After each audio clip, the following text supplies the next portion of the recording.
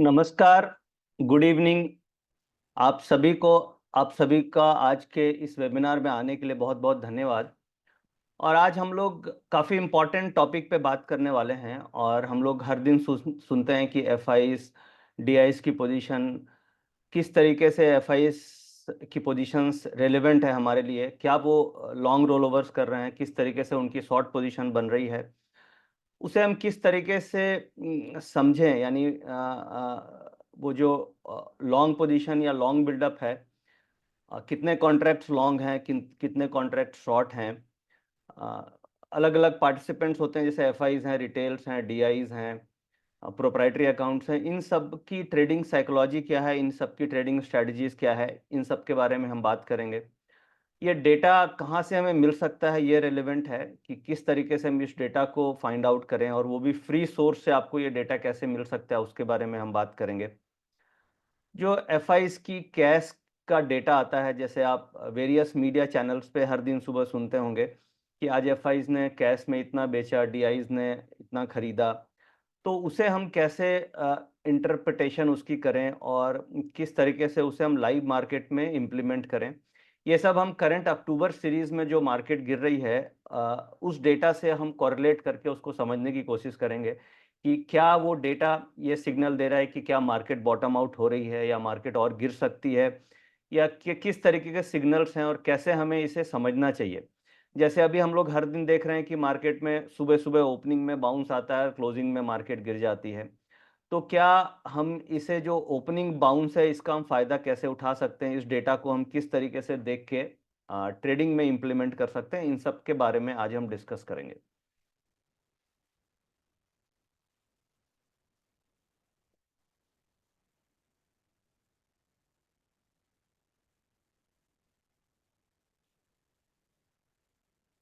जो आज का मेन अपना डिस्कशन पॉइंट होगा, सबसे इम्पोर्टेंट है कि डेटा सोर्सेस क्या-क्या हो सकते हैं, यानी आपको ये डेटा कहाँ से मिल सकता है, और वो भी फ्री सोर्स हमारे लिए क्या पॉसिबल है जहाँ से हम ये डेटा ले सकते हैं। तो हम एफआईज़ के कैश की डेटा और डीआईज़ की एक्टिविटीज़ का डेटा को इनफैक्ट आज 23 तारीख का डेटा हम निकाल कर के देखेंगे कि किस तरीके से वो डेटा की क्या इंटरप्रिटेशन आ रही है। और इम्पॉर्टेंट ये है कि लाइव डेटा के साथ-साथ आपको हिस्टोरिकल डेटा कैसे मिले, ये भी इम्पॉर्टेंट है, क्योंकि हिस्टोरिकल डेटा से ही आप करंट डेटा को कंपेयर करके फिर एक कंपैरेटिव एनालिसिस निकाल सकते हैं कि 22 तारीख को ये पोजीशन थी और 23 तारीख को ये पोजीशन बनी। तो लॉन्ग एंड शॉर्ट पोजीशंस में क्या चेंजेस आए, उसका इम्पैक्ट अगले दिन क्या होगा, इसके लिए हमें हिस्टोरिकल डेटा भी चाहिए। तो हम ये भी समझेंगे कि हिस्टोरिकल डेटा हम कैसे फाइंड करें और आज का डेटा हम कैसे पुल करें, और वो भी फ्री सोर्स से हमें कैसे ये मिल सकता है। अभी करंट सिचुएशन में एफआईज़ की क्या आउटस्टैंडिंग पोजीशन है। जैसे एफआईज़ जो हैं वो स्टॉक्स में भी ट्रेड करते हैं, वो इंडेक्स में भी काफ़ी एक्टिव होते हैं, ऑप्शंस में भी काफ़ी एक्टिव हैं, और कैश सेगमेंट में भी आप देखते हैं कि उनका हर दिन 5,000 करोड़, 8,000 करोड़, 10,000 करोड़ ऐसे बाइंग या सेलिंग फिगर आ रही है। तो ये जो डेटा है वो करंट सिचुएशन में अक्टूबर सीरीज में किस तरीके का डेटा बना हुआ है और उसका क्या आउट इंटरप्रिटेशन हो सकती है, इन सब चीज़ों को समझेंगे। लॉन्ग एंड शॉर्ट रेशियो, यानी एफआईज़ की लॉन्ग पोजीशन और शॉर्ट पोजीशन, इस रेशियो से हमें किस तरीके से फ़ायदा हो सकता है। ये रेशियो देख करके आप अपनी ट्रेडिंग स्ट्रैटेजी इंट्राडे के साथ-साथ कैरी फॉरवर्ड ट्रेडिंग स्ट्रैटेजी को भी समझ सकते हैं। जैसे कई ऐसे ट्रेडर्स होंगे जिनके पास एफ-एन-ओ की लॉन्ग पोजीशंस कैरी हो रही होगी, या कई ऐसे ट्रेडर्स होंगे जो कैश मार्केट में जिनके पास डिलीवरी की पोजीशंस होगी।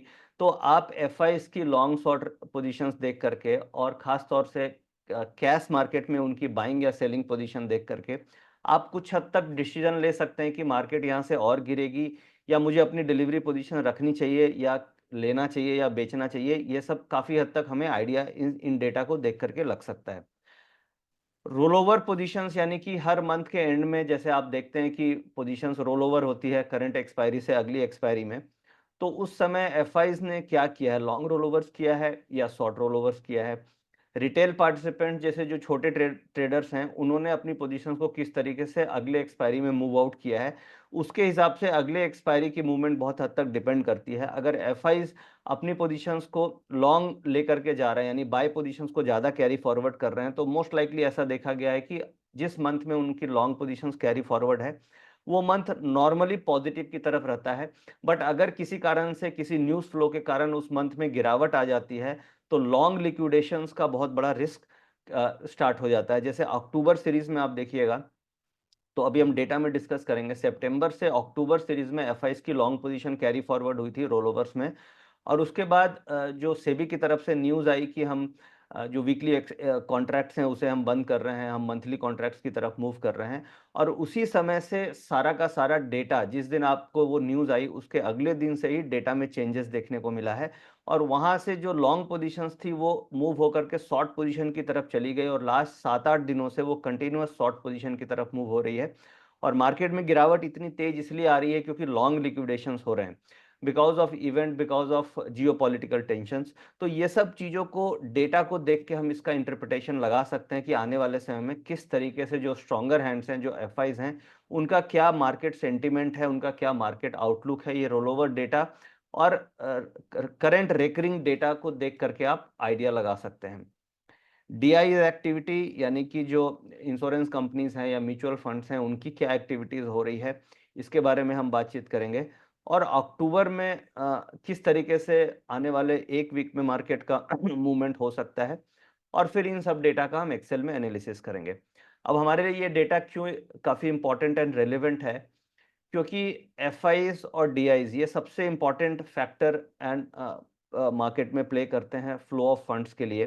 क्योंकि मार्केट में जो भी फ्लो ऑफ फंड्स देखा जाता है वो ज़्यादातर आइदर म्यूचुअल फंड्स के थ्रू हो रहा है, क्योंकि म्यूचुअल फंड्स में ज़्यादातर रिटेल इन्वेस्टर्स की एसआईपी है, या वहाँ पे एक बड़ा फंड्स कलेक्ट होकर के मार्केट में इन्वेस्ट होता है। तो म्यूचुअल फंड्स का जो फ्लो फंड है वो काफ़ी हद तक इम्पॉर्टेंट एंड रेलेवेंट हो जाता है हमारी ट्रेडिंग के लिए, क्योंकि फ्लो ऑफ फंड्स मार्केट में पॉजिटिव है या नेगेटिव है ये जानना जरूरी है। दूसरा, एफआईज जो बाहर से फंड्स आ रहे हैं उसमें दो तरीके के फंड्स आते हैं। एक तो आती है शॉर्ट टर्म फंड्स, और एक आता है long term funds. Long term funds वो हो गया जो कैश में इन्वेस्टमेंट हो रही है, जो कैश का फिगर्स आप देखते हैं कि कैश में इतना बाइंग या सेलिंग है, वो एक तरीके से लॉन्ग टर्म फंड्स हो गया। और शॉर्ट टर्म फंड्स होते हैं जो बेसिकली एफएनओ में बाइंग एंड सेलिंग की फिगर दिखती है, वो शॉर्ट टर्म फंड्स हो गए। तो हमें दोनों को देखना होगा कि क्या किस तरीके से शॉर्ट टर्म फंड्स मूव कर रहा है और लॉन्ग टर्म फंड्स मूव कर रही है। और ज़्यादा इंपॉर्टेंट लॉन्ग टर्म फंड्स है, यानी कि जो कैश की फिगर है वो ज़्यादा रेलेवेंट है कंपेयर टू एफएनओ की फिगर। अगर कैश में अगर आप देख रहे हैं कि हर दिन सेल फिगर आ रही है एफआईज और डीआईज दोनों की, कंबाइंड नेट वो इंपॉर्टेंट है। वो हम आगे डिस्कस करेंगे कैसे इसे देखना है। कंबाइंड नेट का मतलब ये हो गया कि सपोज आप ये देखते हैं कि एफआईज ने 10,000 करोड़ की सेलिंग करी और डीआईज ने 12,000 करोड़ की बाइंग करी, तो कंबाइंड नेट मार्केट में 2,000 करोड़ का पॉजिटिव फ्लो हुआ। तो ये एक तरीके से अच्छा साइन है। बट अगर ऐसा हुआ कि एफआईज की तरफ से 10,000 करोड़ की सेलिंग है और डीआईज की तरफ से 8,000 करोड़ की बाइंग है, तो 2,000 करोड़ की नेट आउटफ्लो हुआ मार्केट से, ये एक नेगेटिव साइन है। तो इस तरीके से हम डेटा को आगे पूरे तरीके से समझेंगे और ये सब पॉइंट्स पे हम बात करेंगे।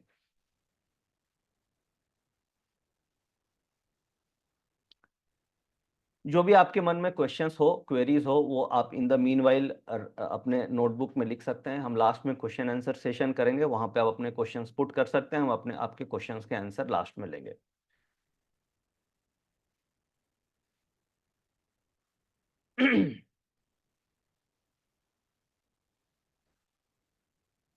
अब एफआईज डेटा को समझने के लिए हमें सबसे इंपॉर्टेंट क्या है कि एक तो हमें डेटा चाहिए कि वो डेटा कहाँ है, उसका सोर्स क्या है।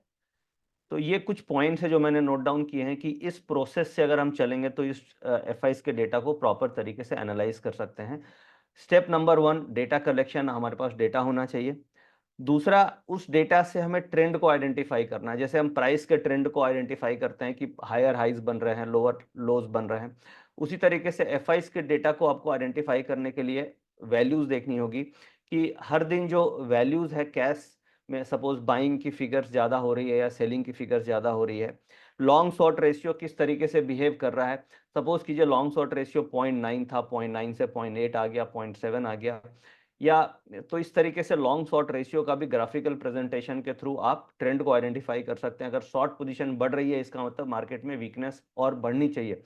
करंट सिचुएशन में हम देख रहे हैं कि एफआईज की तरफ से रेगुलर शॉर्ट पोजीशन बढ़ाई जा रही है और अनवाइंडिंग ऑफ शॉर्ट कवरिंग नहीं हो रही, यानी शॉर्ट पोजीशंस कट नहीं रही है। वो इंडिकेट कर रही है कि मार्केट में अभी आने वाले समय में वीकनेस बनी रहेगी। ये सब डेटा से अभी हम समझेंगे, बट तो ये यहाँ पे ये पॉइंट है कि डेटा को कलेक्ट करना है, उससे हमें ट्रेंड को आइडेंटिफाई करना है, फिर हमें correlation with the market index, यानी कि जो डेटा बन रहा है उसे हमें कॉरिलेट करना है मार्केट के इंडेक्स के साथ। यानी कि अगर सपोज कीजिए अभी हम हर दिन देख रहे हैं कि एफआईज का डेटा नेगेटिव डेटा आ रहा है, आज भी देखेंगे तो शायद 8-10 हजार करोड़ की सेलिंग है। इनफैक्ट अभी मैं एनएससी के वेबसाइट में जाके हमें देखना होगा क्या डेटा आया है। मोस्ट लाइकली 5 या 7 हजार करोड़ की एफआईज की तरफ से सेलिंग है, डीआईज की तरफ से नेट बाइंग है। तो उसे हमें कॉरिलेट करना पड़ेगा मार्केट की डायरेक्शन के साथ।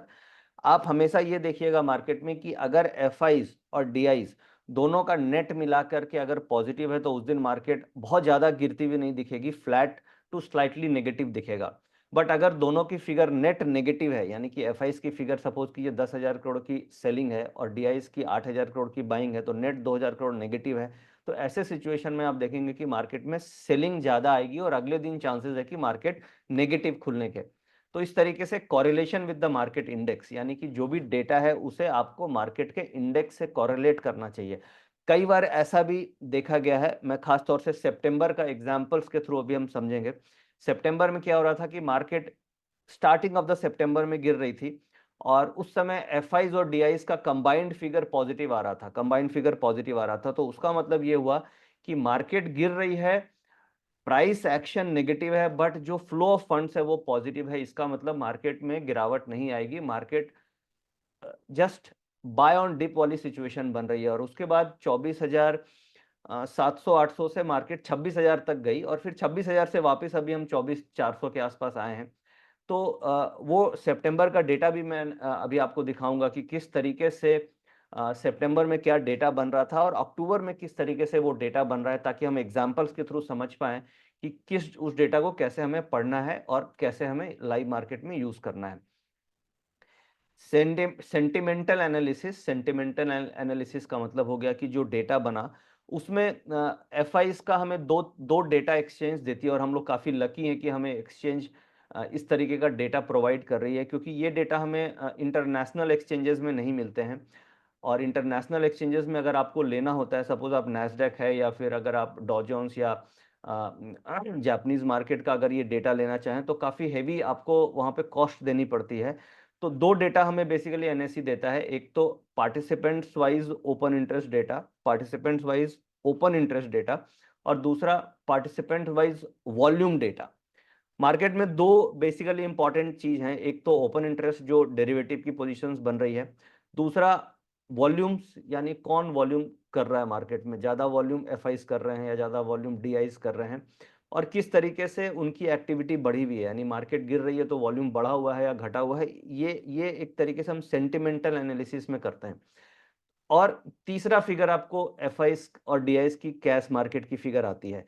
तो ये तीनों फिगर को अगर आप अच्छे से एनालिसिस करना समझ में आ जाए तो एक आप ब्रॉडर ट्रेंड निकाल सकते हैं फ्लो ऑफ फंड का, सेंटिमेंट्स का, और इसके साथ साथ फिर आपके पास चार्ट्स तो होते ही हैं, टेक्निकल एनालिसिस करके आप उसको कंबाइन करके एक फेयर आइडिया लगा सकते हैं कि मार्केट का ट्रेंड क्या है। तो सेंटिमेंटल एनालिसिस में हम समझेंगे कि जो पार्टिसिपेंट्स वाइज वॉल्यूम का डेटा होता है, पार्टिसिपेंट्स वाइज वॉल्यूम का जो डेटा होता है उसे हमें कैसे पढ़ना है और उसका क्या क्या इंटरप्रिटेशन हो सकता है। अब ये जो डेटा है, ये जो डेटा हर दिन चेंज होता है, यानी कि 22 तारीख का कुछ और डेटा होगा, 23 तारीख का जो आज का डेटा है वो पोजीशंस चेंज हुई होगी लाइव मार्केट में, 24 तारीख जो कल है उस दिन भी डेटा में कुछ चेंजेस आएंगे क्योंकि नई पोजीशंस बनी होगी, नई पोजीशंस कटी होगी। तो हमें हर दिन पोजीशंस की मॉनिटरिंग करनी है और उसके हिसाब से ये चेक करते रहना है कि किस तरीके से डेटा चेंज हो रहे हैं। आपका लाइव मार्केट में हर सेकेंड्स पोजीशंस बनती या कटती है, तो आपके लिए बहुत रेलेवेंट और इम्पॉर्टेंट है कि पोजीशंस में जो चेंजेस हैं उसका आपको आइडिया होना चाहिए और उसके हिसाब से आप अपने डिसीजन मेकिंग कर सकते हैं। नेट पोजीशंस इंपॉर्टेंट है, ट्रैकिंग द चेंजेस इंपॉर्टेंट है, कंपेरेटिव एनालिसिस, कंपेरेटिव एनालिसिस का मतलब 4 पार्टिसिपेंट्स हमारे लिए हैं जो स्टॉक मार्केट में एफएनओ में ट्रेड करते हैं, और उन 4 पार्टिसिपेंट्स में जैसे आप लोग जानते हैं कि एक रिटेल प्लेयर हो गया, दूसरा एफआईज हो गया, डीआईज हो गए और चौथे प्रोप्राइटरी हो गए। तो इन चारों में कंपेरेटिव एनालिसिस किस तरीके से कौन सा प्लेयर किस सेंटिमेंट के साथ मार्केट में ट्रेड कर रहा है और उसका फिर correlation with the domestic investors. तो इन स्टेप्स में हम बेसिकली एफआईज डेटा की एनालिसिस करते हैं और इसी स्टेप्स के थ्रू हम एक मार्केट को पकड़ने की कोशिश करते हैं कि मार्केट का क्या ट्रेंड बन रहा है।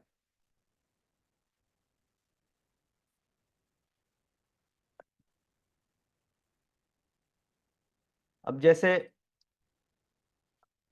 हम ये समझ लेते हैं कि जो मार्केट पार्टिसिपेंट्स हैं, इसमें हमारे पास दो तरीके का मार्केट है। एक तो हमारे लिए डेरिवेटिव मार्केट है जिसे हम फ्यूचर एंड ऑप्शंस का मार्केट बोलते हैं, और दूसरा हमारे लिए कैश डिलीवरीज का मार्केट है।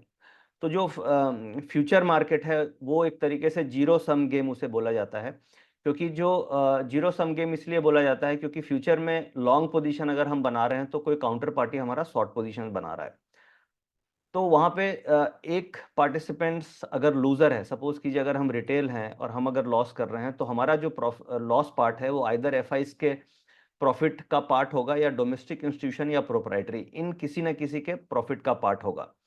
अगर सपोज कीजिए एफआईज को लॉस हो रहा है तो वो हो सकता है हम रिटेल का प्रॉफिट का पार्ट होगा या डोमेस्टिक इंस्टीट्यूशंस का प्रॉफिट का पार्ट होगा। यानी जो डेरिवेटिव मार्केट है उसमें प्रॉफिट एंड लॉस इन्हीं चार पार्टिसिपेंट्स के बीच में मूव करती है। It is a zero sum game.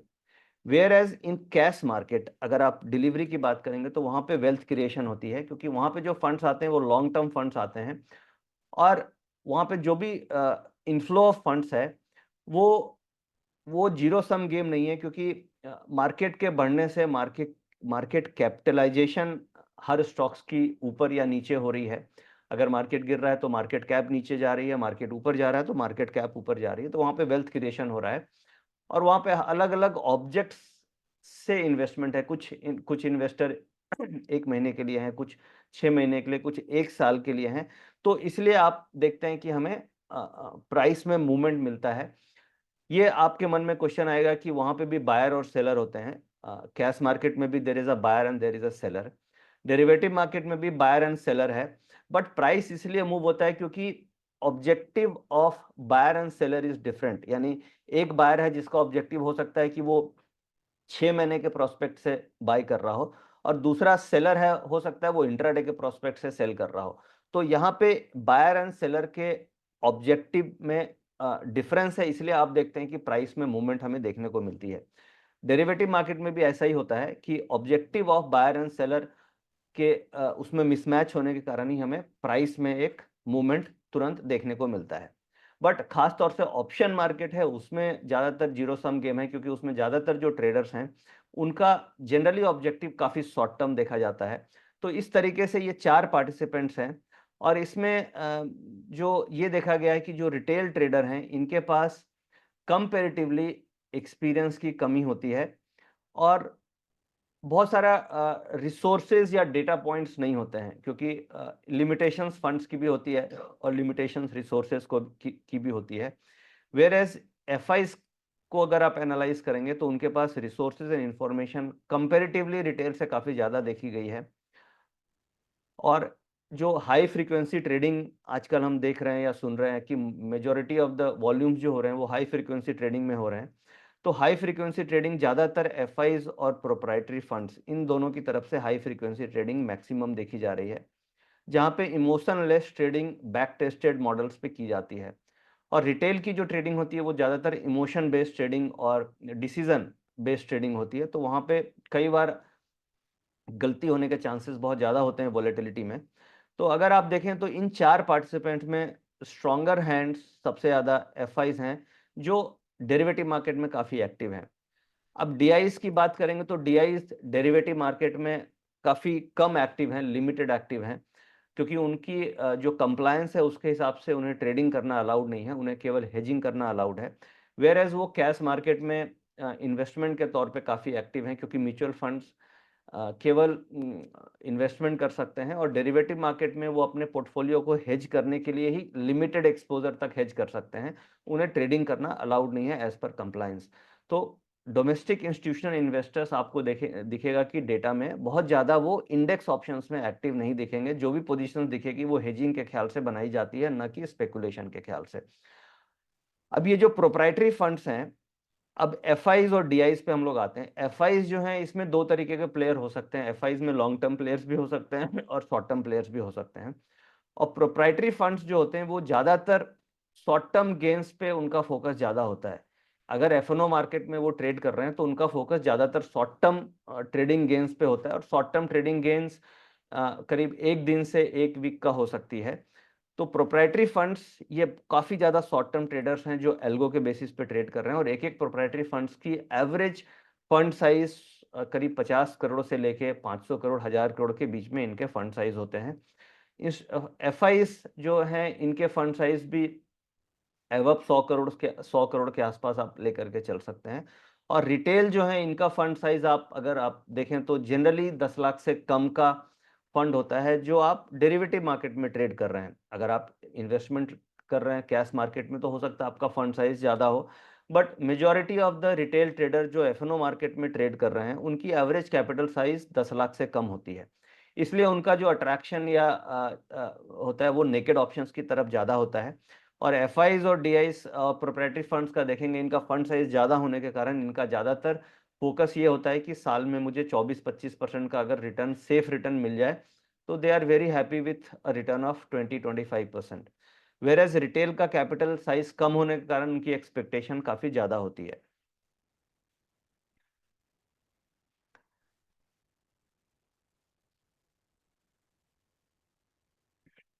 अब जैसे जैसे हम लोग जानते हैं कि every buyer there has to be seller, तो derivative market is a zero sum game, option is a zero sum game, और ये जो गेम है ये पूरा stock strong to the weak holder के ऊपर डिपेंडेंट है, यानी stronger hand versus weaker hand. ये इस तरीके का गेम ये जनरली आपको देखा जाता है। आप देख रहे हैं कि हर दिन मार्केट सुबह सुबह पॉजिटिव ओपनिंग, लास्ट में एक सेलिंग दिख रही है, उसके पीछे क्या डेटा है अभी हम समझते हैं।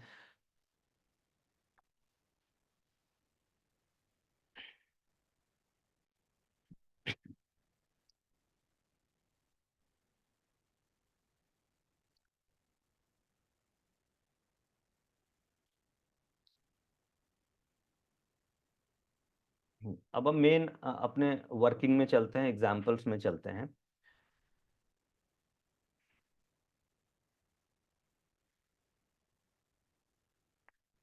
सबसे पहले हम एनालाइज करते हैं एफआईस का कैश का डेटा, डीआईस का कैश का डेटा, और उससे हम ये समझने की कोशिश करते हैं कि किस तरीके से लॉन्ग टर्म व्यू मार्केट का बन रहा है और हमें उस डेटा को कैसे देखना चाहिए। और उसके बाद हम समझेंगे कि पार्टिसिपेंट्स वाइज ओपन इंटरेस्ट हमें कैसे देखना है, और participants wise historical open interest हमें कैसे देखना है, ये डेटा हमें कहाँ से मिलेगा। फिर हम समझेंगे पार्टिसिपेंट्स वाइज वॉल्यूम डेटा क्या है, इसे कैसे देखना है और इसका क्या इंटरप्रिटेशन है, और हमें ये हिस्टोरिकल डेटा किस तरीके से मिलेगा बैक टेस्टिंग करने के लिए। और इसके दो सोर्स मुझे मिले जो फ्री ऑफ कॉस्ट है। एक तो आप स्टॉक एज से ये डेटा देख सकते हैं, और दूसरा एनएससी की वेबसाइट में ये डेटा आपको मिलता है पूरा हिस्टोरिकल। तो ये दो रिसोर्सेज हैं जहां से देख सकते हैं, और इसका सिंपल तरीका है कैसे देखना है। सपोज हम सबसे पहले एफआईस का कैश और डीआईस के डेटा पे चलते हैं।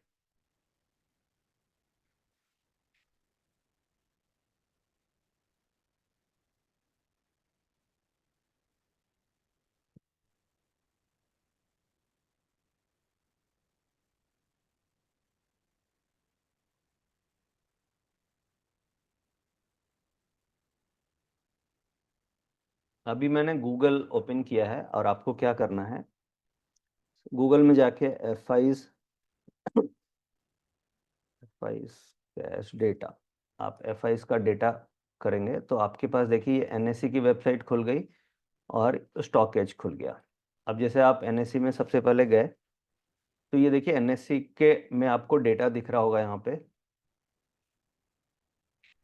एनएससी के डेटा में हम देख पा रहे हैं कि जो डीआईस की फिगर है ये आज की 23 अक्टूबर को क्या फिगर आई है, बाई फिगर है 6039 करोड़ की, 6040 करोड़ की फिगर है। और एफपीआई एंड एफआईस इनकी फिगर आ रही है 5664 करोड़। अब अगर इसका आप नेट करेंगे तो ये करीब 300 350 करोड़, करीब 700, हाँ 350 करोड़ के आसपास की पॉजिटिव फिगर है। ठीक है, तो ये एक डेटा आपको देखना मैं सिखा रहा हूँ कि कैसे आपको ये डेटा एक बार देखना है। अब इसमें सपोज कीजिए मैं दूसरे जगह आता हूँ स्टॉक एज में,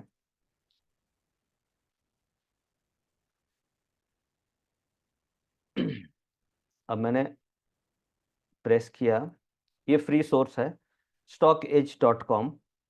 यहाँ पे आप डे वाइज देख सकते हैं कि एफआईएस का डेटा किस तरीके से आ रहा है। यहाँ पे विक्स एक बहुत अच्छा फीचर है कि विक्स आपको दिख रही है, विक्स 14.62, आज विक्स ऊपर है। और एफआईएस और डीआईएस की फिगर आपको आ रही है 5,600 करोड़ और 6,039 करोड़। अब सीएम प्रोविजनल और सेबी का, तो ये जो डेटा है ये अभी प्रोविजनल डेटा है, यानी कि जो एक्सचेंज रिलीज करती है शाम को, वो सारे जो भी डिपॉजिटरी पार्टिसिपेंट्स की तरफ से जो डेटा आया, वो डेटा का एक प्रोविजनल फिगर रिलीज होता है और उसके बाद फाइनल फिगर सेबी के द्वारा रिलीज होता है। तो ये कैश मार्केट सेबी का डेटा आ रहा है, आपको कैश मार्केट सेबी का एग्जैक्ट डेटा आ रहा है एफआईएस की तरफ से। अब यहाँ पे आप देख पा रहे हैं अक्टूबर 22, यानी कल का सेबी का डेटा रिलीज है, आज का डेटा अभी सेबी का रिलीज नहीं हुआ, अभी प्रोविजनल डेटा आया है। और प्रोविजनल डेटा और एक्चुअल डेटा में बहुत ज़्यादा वेरिएशन नहीं होता है, थोड़ा मोड़ा वेरिएशन हो सकता है, 50-100 करोड़ का वेरिएशन देखा गया, ज़्यादा वेरिएशन नहीं होता है। अब अक्टूबर में एफआईएस की तरफ से 22 अक्टूबर को 3800 करोड़ की सेलिंग है, 21 अक्टूबर को 1,000 करोड़ की। इस तरीके से आप ये देख सकते हैं कि डेटा अभी किस तरीके से अक्टूबर में चल रहा है और सितंबर का डेटा भी नीचे आ रहा है। अभी हम एक बार डेटा देखना समझते हैं, फिर उसका इंटरप्रिटेशन समझेंगे। तो आपको हर दिन का डेटा दिख रहा है। अब हमें यहाँ ध्यान ये रखना है कि अगर ये जो डेटा है एफआईएस का डेटा नेगेटिव चल रहा है, तो हमें अपने डिलीवरीज बाय करने में कॉशियस रहना है और हमारा व्यू होना चाहिए कि सेल ऑन राइज। अगर एफआईएस का डेटा नेगेटिव चल रहा है और इसे हम कंबाइन करेंगे डीआईएस के साथ, अभी मैं आपको एग्जांपल्स के साथ दिखाऊंगा डीआईएस और एफआईएस दोनों का कंबाइंड डेटा क्या है, ये एक इंपॉर्टेंट है। और एक देखने की चीज है कि एफआईएस का डेटा क्या है इंडिविजुअल। अगर एफआईएस का इंडिविजुअल डेटा हर दिन आप देख रहे हैं कि negative negative negative negative data चल रहा है, इसका मतलब market is sell on rise, ये ओवरऑल ट्रेंड डिपिक्ट कर रहा है। और अगर आपका ये डेटा ग्रीन ग्रीन यानी पॉजिटिव पॉजिटिव चल रहा है कंटिन्यूअस, तो market is buy on dip.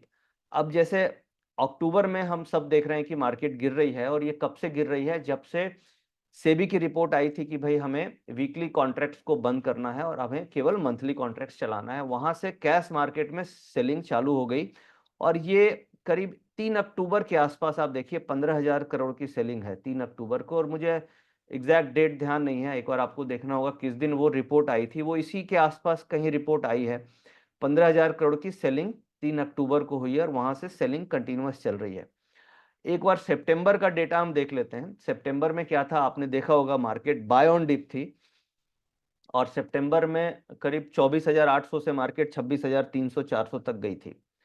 तो अगस्त ऑनवर्ड्स आप देखेंगे तो अगस्त से सितंबर में ज्यादातर दिन में 9 तारीख 10 तारीख आप ये देख सकते हैं डेटा को, 9th 10th। मेरी स्क्रीन विजिबल है, डेटा दिख रहा है Anuj ji? Please reply. Okay okay. तो 11 सितंबर को हम देख रहे हैं कि 2,000 करोड़ की सेलिंग है, सॉरी बाइंग है। 12 सितंबर को भी 7,900 करोड़ की बाइंग है। 16 सितंबर को भी आप देख रहे हैं 1,300 करोड़ की बाइंग है। तो इस तरीके से एक simple as a retail trader, जो मेरे पास बेसिकली मेरा ऑब्जेक्टिव ये है कि हमें डेटा मिल जाए और वो भी कम से कम कॉस्ट में या फ्री ऑफ कॉस्ट में। तो आप इन डेटा को देख के एक अपना एक फेयर आइडिया लगा सकते हैं कि मुझे बाय ऑन डिप करना है कि सेल ऑन राइज करना है। अब आप ये सितंबर में कई ऐसे ट्रेडर्स होंगे जिन्होंने बढ़ती मार्केट में हो सकता है पुट ऑप्शन ली होगी, या मार्केट में उनको लग रहा होगा कि गिरावट आ जाएगी, उन्होंने अपना माल बेच दिया होगा अर्ली। तो इन डेटा को देख के आप अपनी डिसीजंस को रोक सकते हैं कि मुझे इस लेवल पे क्या करना चाहिए।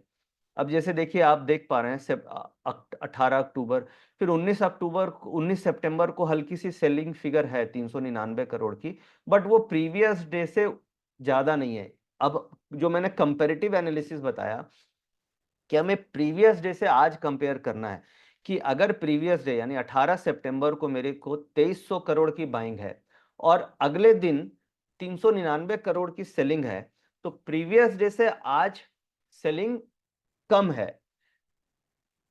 ठीक है, फिगर नेगेटिव है, बट प्रीवियस डे से आज अगर कंपेयर करेंगे तो सेलिंग बहुत ज़्यादा नहीं है, तो इसे आप पॉजिटिव कंटिन्यूएशन ऑफ ट्रेंड ही लेकर के चलेंगे। अगर प्रीवियस डे से आज की डेटा में डबल का फ़र्क हो गया, यानी कि सपोज़ कीजिए ये 2300 करोड़ की बाइंग है और अगले दिन आपको 4400 करोड़ की सेलिंग दिख गई, तो वो पॉइंट ऑफ कंसर्न है कि ऐसा क्यों हुआ? बट अगर ऐसा नहीं हुआ तो कंटिन्यूएशन ऑफ ट्रेंड मानेंगे। जैसे हम प्राइस में देखते हैं ना कि प्रीवियस डे का लो ब्रेक हुआ है कि नहीं हुआ। अगर प्रीवियस डे का लो ब्रेक हो गया तो इसका मतलब है कि मार्केट में वीकनेस आ सकती है, बट अगर प्रीवियस डे का लो ब्रेक नहीं हुआ है और इनसाइड बार बन रहा है, यानी उसी तरीके से एफआईस का डेटा बन रहा है, तो इसका मतलब हुआ कि बहुत ज्यादा चिंता वाली बात नहीं है। तो यहाँ पे आप देखिए फिर 20 तारीख को 14,000 करोड़ की बाइंग है, फिर 23 सितंबर को 800 करोड़ की बाइंग है। अब ये देखिए यहाँ पे 24 सितंबर को 2900 करोड़ की सेलिंग है। बट ये कंपैरेटिव एनालिसिस आप बोलेंगे कि 23 सितंबर से तो 24 सितंबर को सेलिंग बहुत ज्यादा है, बट अगर आप कंपैरेटिव एनालिसिस 20-23 को लेकर के चलते चलेंगे तो एक आपको बेसिक, और इसके साथ हमें प्राइस को भी कंसीडर करना है कि क्या जो फिगर आ रही है सेल फिगर, इसके ऊपर प्राइस कैसे रिएक्ट कर रहे हैं, निफ्टी के प्राइस कैसे रिएक्ट कर रहे हैं। ये तो मैं अभी हम कैश का डेटा डिस्कस कर रहे हैं, इसके साथ साथ आपको फ्यूचर का data, long short ratio, volume का डेटा, ये सब कंबाइन करेंगे तो आपको एक फेयर आइडिया लग जाएगा कि मार्केट में किस तरीके से पोजीशंस बनाई जा रही है स्ट्रॉन्गर हैंड्स के थ्रू, और उसको आप समझ करके एक अपना पिक्चर बना सकते हैं। अब जैसे देखिए ये सितंबर में रोल ओवर हो गया, रोल ओवर आप देखेंगे तो ये 26-27 सितंबर को रोल ओवर्स हुआ था। अब रोल ओवर्स के बाद से ही सितंबर 30 से ही आप देखेंगे सेल फिगर 9,000 करोड़ की आ रही है। सितंबर 30 को अगर आप देखें तो यहाँ पे 30 सितंबर को 9,000 करोड़ की सेल फिगर है। अक्टूबर को, अक्टूबर 1 को 5400 करोड़ की सेल फिगर है। 3 अक्टूबर को भी आप देख रहे हैं 15,000 करोड़ की सेल फिगर है। तो अगर हमें शुरू के 3 दिन में ही दिख गया कि मार्केट में इतनी बड़ी सेल फिगर एफआईस की तरफ से आ रही है, तो कम से कम हमें एक कॉशियस अप्रोच वहीं पे दिख जाता है कि नहीं, मार्केट में कुछ ना कुछ प्रॉब्लम दिख रही है, तभी एफआईस की तरफ से ये सेल फिगर दिख रही है। क्योंकि जो एफआईस हैं या जो स्ट्रॉन्गर हैंड है, वो अगर निकलेंगे तो वो मार्केट के थ्रू ही निकलेंगे।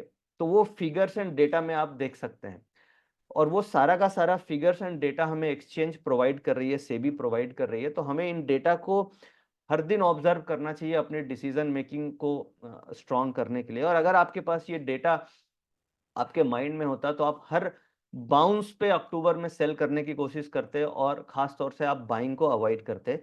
और अगर हम पूरा का पूरा अक्टूबर महीने को देखें तो अब हम इन डेटा को नीचे और स्क्रॉल अप करके देखते हैं, तो अभी तक कोई भी एक दिन ऐसा नहीं है जो अक्टूबर में हमें बाय फिगर दिख रही है, इंक्लूडिंग टुडे। आज का भी डेटा जो अभी दिखा एफआईस की तरफ से सेलिंग का डेटा है। तो अक्टूबर 30 सितंबर से लेके जो सेल फिगर आपकी चल रही है वो अभी तक कंटिन्यूअसली 22 अक्टूबर तक सेल फिगर ही है। तो इससे देख के ये समझ में आ रहा है कि अभी एफआईस की तरफ से बाइंग इंटरेस्ट कहीं भी नहीं है, और वो कंटिन्यूअस उनकी तरफ से सेलिंग चल रही है। अब जो थोड़ा मोड़ा बाउंस आपको दिखता है मार्केट में, ये बिकॉज ऑफ डीआईस का पैसा मार्केट में इन्वेस्ट होता है, डीआईस की बाइंग आती है, जो जिससे आपको दिखता है कि मार्केट में बाउंस आ गई। बट डीआईस का जो पैसा है वो एक्चुअल में रिटेल का ही पैसा है, क्योंकि डीआईस के पास जो फंड्स आ रहे हैं, जो म्यूचुअल फंड्स हैं, जो इंश्योरेंस कंपनीज हैं, उनके पास सोर्स ऑफ फंड्स क्या है? उनका सोर्स ऑफ फंड्स है हमारी एसआईपी, हमारे थ्रू जो इंडियन मनी है वही उनकी सोर्स ऑफ फंड्स हैं। तो इनडायरेक्टली जो डीआईस का पैसा है वो एक तरीके से रिटेल का पैसा है। तो रिटेल दो तरीके से पैसा लगा रही है, एक तो डायरेक्ट खुद इन्वेस्टमेंट कर रही है, एक म्यूचुअल फंड के थ्रू इन्वेस्टमेंट हो रहा है या पीएमएस के थ्रू इन्वेस्टमेंट हो रहा है। तो हमारे लिए बहुत इंपॉर्टेंट है कि एफआईस की फिगर किस तरीके से आगे बिहेव करे, और खास तौर से कैश मार्केट की फिगर। तो मुझे ऐसा लगता है कि जो भी इस वीडियो को देख रहे हैं या आप लोग वेबिनार में हैं, आप लोग को ये एक हैबिट बनानी चाहिए कि आपको हर दिन कम से कम एफआईस की कैश की फिगर एक बार जरूर देख करके अपने डायरी में नोट डाउन करना चाहिए, और उसका एक ट्रेंड आपको फेयर आइडिया माइंड में रखना चाहिए कि किस तरीके से एफआईस की जो कैश की फिगर है वो पैन आउट हो रही है। इससे क्या है, आप कई बार लाइव मार्केट में गलत डिसीजन लेने से बच जाएंगे। जैसे कि आज मार्केट में बाउंस आने पे कई बार कॉल ऑप्शंस में आप बच सकते थे और मंदी का सिग्नल से आप मंदी की तरफ ट्रेड कर सकते थे। तो ये तो हमने देख लिया कि किस तरीके से कैश का डेटा हमें देखना है। और जो फ्री सोर्स है, आप जैसे आप यहाँ पे डालेंगे FIs कैश डेटा, तो गूगल में तो आपको एक तो मनी कंट्रोल से दिखता है, दूसरा NSE इंडिया की वेबसाइट से दिखेगा जहां पे आप हिस्टोरिकल डेटा आप देख सकते हैं। बट स्टॉक एज में फॉर्मेटिंग अच्छी लगी मुझे और आप यहाँ पे जा करके सारे डेटा को एक जगह देख सकते हैं। तो ये एक्सप्लोर आप कर सकते हैं, ये एक डेटा का हो गया। अब हम चलते हैं सेकेंड पॉइंट में, participants wise open interest data, और दूसरा कैश का डेटा हम DIs के साथ कैसे कंबाइन करें उसके ऊपर हम चलते हैं।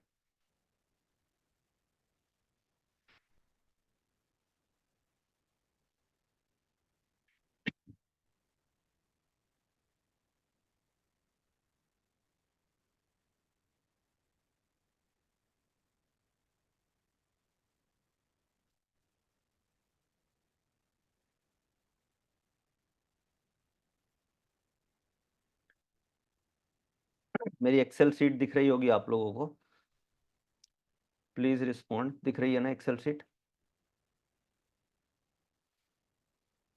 Okay, thank you. अब देखिए ये मैंने, अब आप ये देखिए, एक एक्सेल सीट आप भी बना सकते हैं और मैंने इसलिए ये एग्जांपल लिया है ताकि आप इस तरीके से ट्रैक कर सकें। अब देखिए ये 30 अगस्त से यहाँ पे डेटा नोट डाउन है। FIs का ये FIs की नेट फिगर है, बाय सेल मिला के नेट फिगर आ रही है ये वाली। ये FIs की आ रही है नेट फिगर और DIs की नेट फिगर आ रही है। ये 30 अगस्त से मैंने डेटा लिया है। अब इन दोनों का सम किया, इन दोनों को अगर आप सम करेंगे, यानी मार्केट में जो इन्वेस्टमेंट होगी वो फ्लो ऑफ फंड्स क्या हुआ मार्केट में, पॉजिटिव है 2000 करोड़ का। ठीक है, और उस दिन निफ्टी थी 25,236। अगले दिन नेक्स्ट 2 सितंबर को नेक्स्ट ट्रेडिंग सेशन में 1700 करोड़ की बाई फिगर है FIs की, और DIs की 365 करोड़ की बाई फिगर है। नेट 2000 करोड़ की बाई फिगर है। निफ्टी 43 पॉइंट ऊपर है प्रीवियस डे से। अब यहाँ पे लर्निंग ये है कि 3 सितंबर को ये दोनों मिला के कंबाइंड बाई फिगर है। 4 सितंबर को ये दोनों मिला के बाई फिगर है। मार्केट 81 पॉइंट डाउन है। अब फ्लो फंड्स क्या है, पॉजिटिव है बट मार्केट डाउन है। इसका मतलब ये डाउन एक्चुअल में नहीं है, ये डाउन एक्चुअल में नहीं है क्योंकि फ्लो फंड्स मेरा पॉजिटिव है। अब आप 5 सितंबर को आइए, यहाँ पे ब्यूटी दिखेगी आपको, ये 2200 करोड़ की बाई फिगर है, मार्केट 54 पॉइंट डाउन है। इसका मतलब हमें शॉर्ट नहीं करना है, ये मार्केट एक्चुअल में डाउन नहीं है क्योंकि ये फिगर मेरी पॉजिटिव चल रही है। अब यहाँ पे ये देखिए, ये 621 करोड़ की सेलिंग है, 621 करोड़ की सेलिंग है, और ये अपनी 1 मिनट,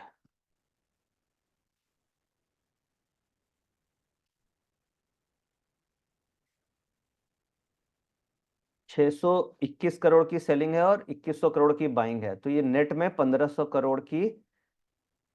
करोड़ की मुझे बाइंग फिगर दिख रही है। और मार्केट डाउन हो गया 290 पॉइंट। अब अगर आप केवल टेक्निकल चार्ट्स देख रहे होंगे तो आपको इन सबको देख के ये लगा होगा कि मार्केट गिर सकती है यहां से, but flow of funds positive है। और यहां से आप देखें मार्केट में ये एक्यूमुलेशन फेज हो गया क्योंकि मार्केट कई बार बाय ऑन डिप की सिचुएशन बनी, और यहां से आप मार्केट देखें अराउंड 24,852 से लेके फिर मार्केट में रैली बनी, और मार्केट वहां से करीब करीब मूव कर गई। अगर आप देखेंगे तो ये 25,400, 26,000, 26,000 और 26,100। अब देखिए ये 27 सितंबर तक हम देख पा रहे हैं, ये कंटिन्यूअस मेरी ये बाई फिगर है। ये फिगर्स तो आपको दिख रहा है फ्लो फंड्स, ये फ्लो फंड्स पॉजिटिव हैं कंटिन्यूअस 27 सितंबर तक, यानी कि ये डेटा 31 अगस्त से मैंने लिया है, और 27 सितंबर तक ये जो डेटा है ये कंटिन्यूअस पॉजिटिव फिगर है। यहाँ पे रोल ओवर्स हुए और ये 26 सितंबर को 212 पॉइंट, यानी निफ्टी 26,216 तक ऊपर गई। और ये तो कैश की वैल्यू है, फ्यूचर में तो और ऊपर का लेवल लगा था। कैश मार्केट की ये वैल्यू है 26,216। अब इसके बाद 30 सितंबर ऑनवर्ड्स आपको नेट फिगर, इन दोनों की नेट फिगर आप देखेंगे तो ये सेल फिगर की तरफ मूव करती चली गई। और 9 अक्टूबर एफआईएस की स्पेशली 15,000 की ये कंटिन्यूअस आप देख रहे हैं कि ये कंटिन्यूअस एफआईएस की ये सेल फिगर दिख रही है आपको। तो ये एफआईएस की सेल फिगर है, बट डीआईस काउंटर करने की कोशिश कर रहे हैं, बट उनका वो सफिशिएंटली काउंटर नहीं कर पा रहे हैं, इसलिए मार्केट में नेगेटिव क्लोजिंग मिल रही है। क्योंकि आप देखिए 3 अक्टूबर ऑनवर्ड्स जो नेट फिगर आपको दिख रही होगी, नेट फिगर जो हमें दिख रही है, ये नेट फिगर इन दोनों की वो कंप्लीटली नेगेटिव है। यानी कि जो डीआईज हैं उनकी जो बाइंग है वो एफआईएस के कंपैरिजन में कम है, इसलिए आपको नेट सेल फिगर दिख रही है। तो अगर ये नेट सेल फिगर रहेगी तो इसका मतलब मार्केट वीक है, वीक है। अब देखिए वीक है, वीक है, वीक है, वीक है। और अभी आप देखिए मार्केट 18 अक्टूबर तक का डेटा मैंने ले रखा है, बट आज अगर आप 23 अक्टूबर तक का डेटा बनाएंगे इसमें, तो आपको मार्केट अभी 24,450 के आसपास आ गई है। और ये डेटा देख करके आपको क्लियर सिग्नल मिल रहा था कि मुझे बाइंग अवॉइड करनी है और मार्केट का ट्रेंड पॉजिटिव है। अब आने वाले समय में, अभी 23 अक्टूबर है, तो डेटा में कोई चेंजेस नहीं है। अभी अक्टूबर सीरीज में डेटा अगर आप देखेंगे, आज का भी डेटा देखेंगे, 22 अक्टूबर का भी एनालाइज करेंगे, तो जो कैश मार्केट का डेटा है वो कंप्लीटली अभी नेगेटिव डेटा है। और इसको देख के यही समझ में आता है कि आने वाले समय में सेल ऑन राइज का मार्केट रहेगा। क्योंकि जो डीआईज हैं उनका भी एक लेवल तक ही सपोर्ट आपको मिल सकता है। कई बार क्या होता है कि अगर डीआईज की तरफ से बाइंग कम हो गई या रुक गई, तो सेलिंग एफआईएस से ज्यादा है तो ज्यादा आ सकती है। तो ये हमें ये बड़ा ध्यान रखना होगा कि डीआईज और एफआईएस की जो फिगर्स है वो किस तरीके से काउंटर करने की वो कोशिश कर रहे हैं। क्योंकि अल्टीमेटली जो डीआईएस का फंड्स है वो हम रिटेल का ही पैसा है जो एसआईपी के थ्रू मूव कर रहा है। वेयर एज जो एफआईएस का पैसा है वो बाहर का पैसा है जो मार्केट कैपिटलाइजेशन को ऊपर की तरफ लेके जा सकता है स्टॉक्स की। तो वहां से पैसा अगर निकल रहा है तो वो हमारे लिए अच्छा नहीं है। तो इस तरीके से हमें समझ में आ गया कि कैश के डेटा को कैसे देखना है। आप इस तरीके से एक्सेल मेंटेन कर सकते हैं और आप हर दिन इस एक्सेल में डेटा आता है आप फीड कर दीजिए। और आप इसे ग्राफिकल फॉर्मेट में भी, एक्सेल में आपको ग्राफ बनाने का ऑप्शन होता है, आप डेटा सेलेक्ट करके साइड में आप ग्राफ भी डिजाइन कर सकते हैं और अपना एक ट्रेंड को भी देख सकते हैं।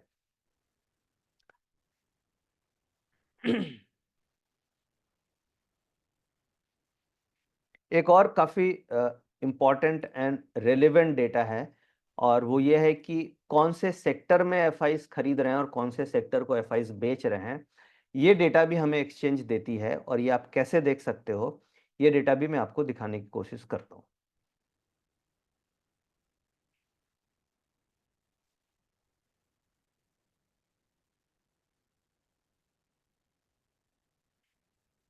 फिर हमें वापस से गूगल में आना है और फ्री सोर्स की तरफ मूव करना है। एफआईज डीआईज डेटा लिख दिया मैंने, और इसके लिए मैं स्टॉक एज में जा रहा हूँ। और स्टॉक एज में आपको day wise activity, CM provisional, CM SEBI, और एक आपको देखिए यहाँ पे एफपीआई सेक्टोरल एक्टिविटी दिख रही होगी। एफपीआई सेक्टोरल एक्टिविटी दिख रही होगी, ये कॉलम।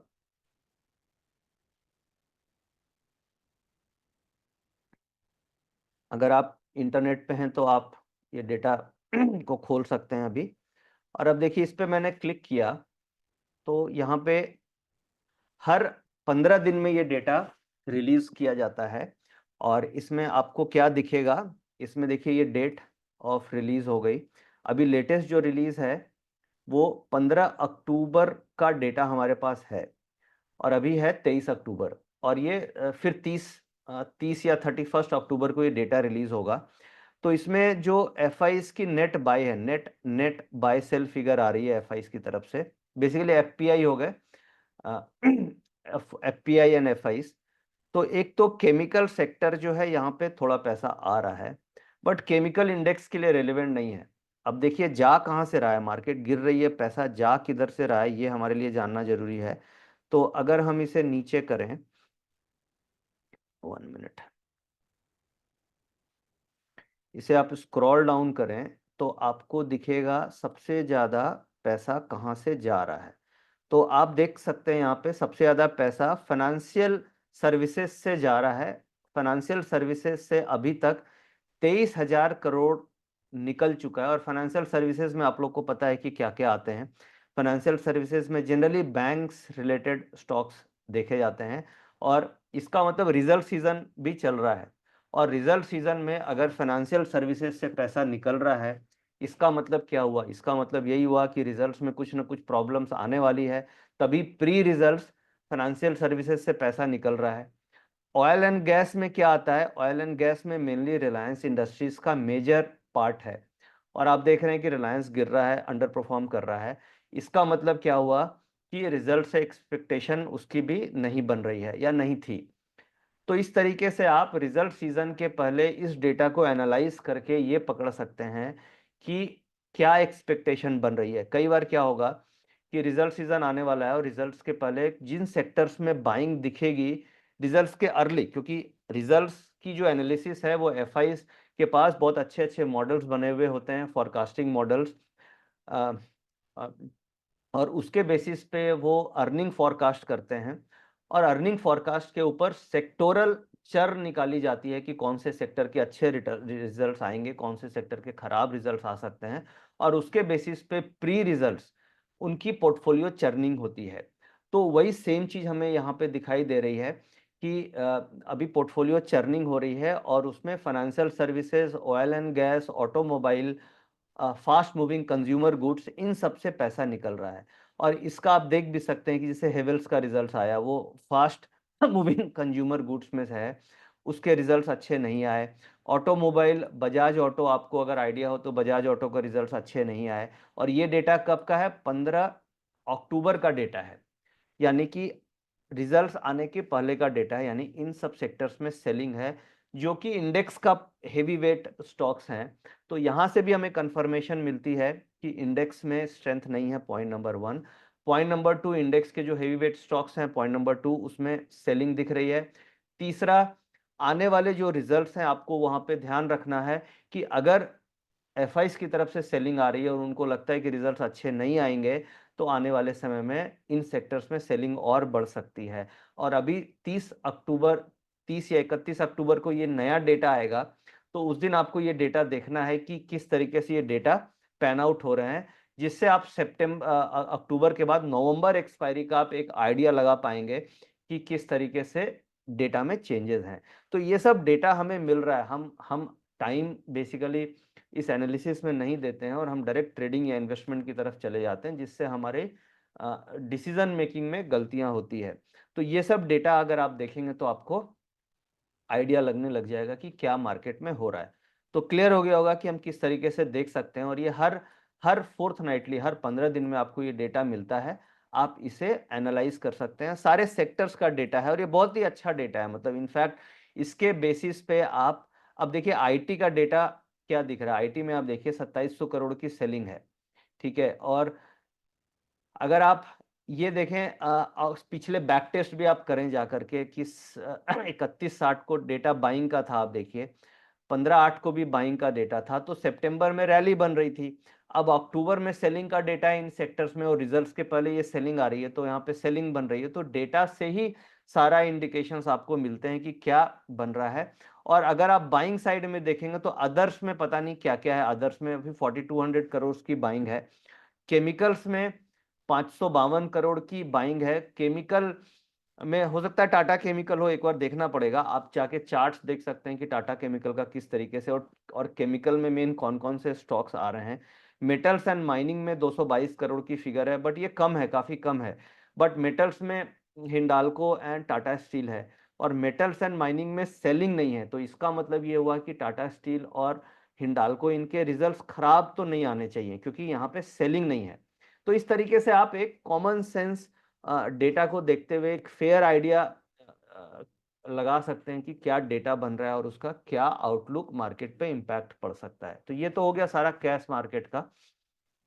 अब हम फ्यूचर मार्केट की तरफ चलते हैं कि वो डेटा भी आप देख सकते हैं और उसका क्या इंटरप्रिटेशन निकालेंगे, लॉन्ग शॉर्ट रेशियो क्या होता है, और वॉल्यूम्स जो एफआईज या रिटेल या डीआईज जो वॉल्यूम्स कर रहे हैं उसको हमें कैसे समझना है। ये मुझे लगता है कि आपको क्लियर हो गया होगा, और मेरे हिसाब से इस डेटा को आपको एक हैबिट बना लेनी चाहिए कि ये डेटा आप हर दिन, हर एफआईज का डेटा और ये एफपीआईज का डेटा आपको जरूर से देखना चाहिए।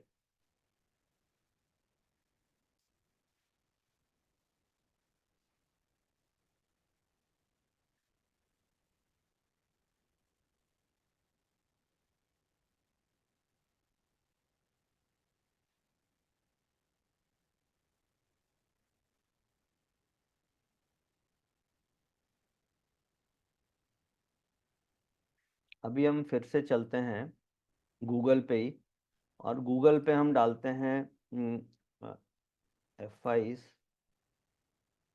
नहीं इसको ऐसे डालते हैं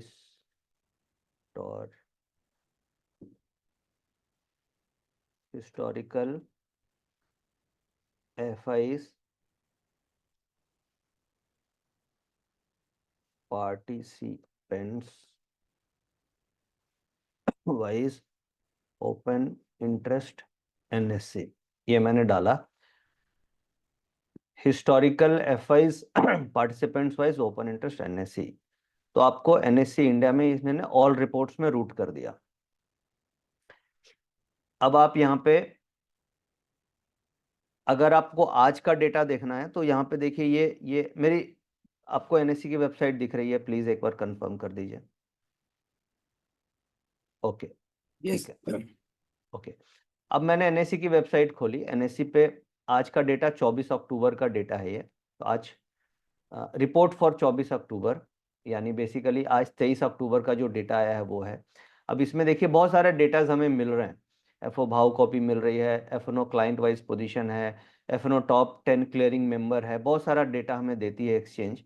अब हम रिपोर्ट्स फॉर 22 अक्टूबर नीचे आ रहा है, और आप देखेंगे तो एक 23 अक्टूबर का, तो यहाँ पे हम ढूंढते हैं एफएनओ कंबाइन ओपन इंटरेस्ट। हाँ ये देखिए मिल गया, FnO participants wise open volume data और FnO participants wise open interest data, ये आप देख पा रहे होंगे। ये देखिए ये दो डेटा, ये डेटा जनरली एक्सचेंज शाम को 7 बजे के बाद अपलोड करती है, क्योंकि 6 बजे तक, 6 साढ़े 6 तक कैश मार्केट का डेटा आता है, और 7 बजे के बाद एफएनओ का डेटा आता है। तो यहाँ पे ये दो डेटा की मैं बात कर रहा हूँ। FNO participants wise trading volume, इसका मतलब हो गया कि जो चार पार्टिसिपेंट्स हमने डिस्कस किए, retail, FIIs, DIIs and proprietary, इन चारों का वॉल्यूम्स, कौन कितना वॉल्यूम कर रहा है, कौन ज्यादा वॉल्यूम कर रहा है, कौन बुलिश है कौन बियरिश है। और एक हो गया ओपन इंटरेस्ट, यानी कौन पोजीशंस को कैरी कर रहा है।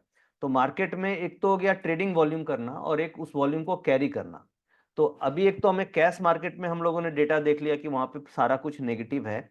अब उसकी कंफर्मेशन हम वॉल्यूम डेटा और ओपन इंटरेस्ट डेटा से करते हैं कि क्या सिमिलर डेटा हमें एफएनओ मार्केट में भी देखने को मिल रहा है, क्या एफआईज अपनी शॉर्ट पोजीशन कैरी कर रहे हैं या क्या कर रहे हैं। इस तरीके से हम इसको देखने की, समझने की कोशिश करते हैं।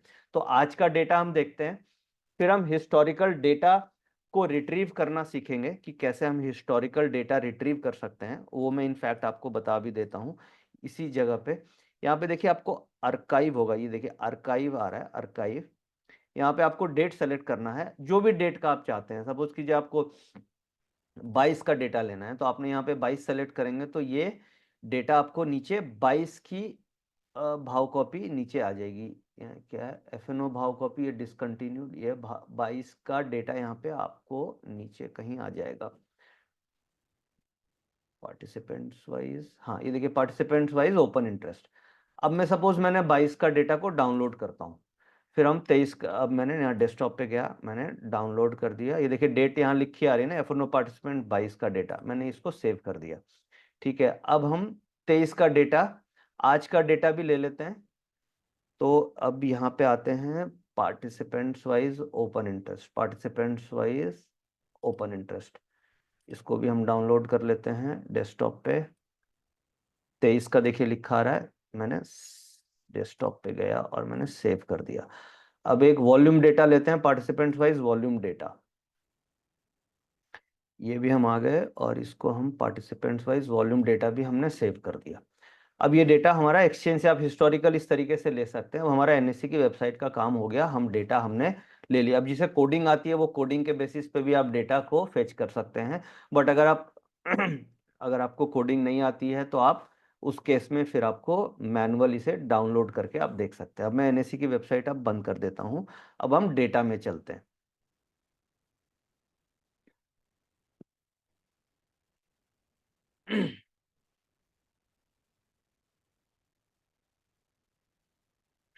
अब मैं डेटा में आता हूँ। अब ये, हाँ, अब आपको डेटा, ये देखिए ये डेटा खुल गया, participants wise open interest data, ये दिख रहा है 23 अक्टूबर का डेटा है। अनुज जी डेटा एक्सेल दिख रही है हमारी? यस सर, दिख रही है सर। ठीक है।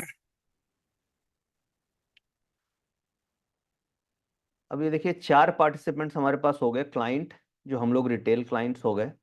दूसरा आप देखिए यहाँ पे जो डेटा है वो डीआईस का डेटा है, एफआईस का डेटा है और प्रोप्राइटरीज का डेटा है, और ये टोटल हो गया। यानी ये 4 पार्टिसिपेंट्स हैं और ये डेट हो गई आज की 23 अक्टूबर की। और सर यहाँ ठीक। पे डेटा हमें क्या मिल रहा है? फ्यूचर इंडेक्स लॉन्ग, यानी फ्यूचर में बाय, लॉन्ग का मतलब बाय और फ्यूचर इंडेक्स शॉर्ट। तो अभी हम इंडेक्स पे डिस्कस करते हैं और उसके बाद फ्यूचर स्टॉक लॉन्ग है और फिर आपको फ्यूचर स्टॉक शॉर्ट मिलता है।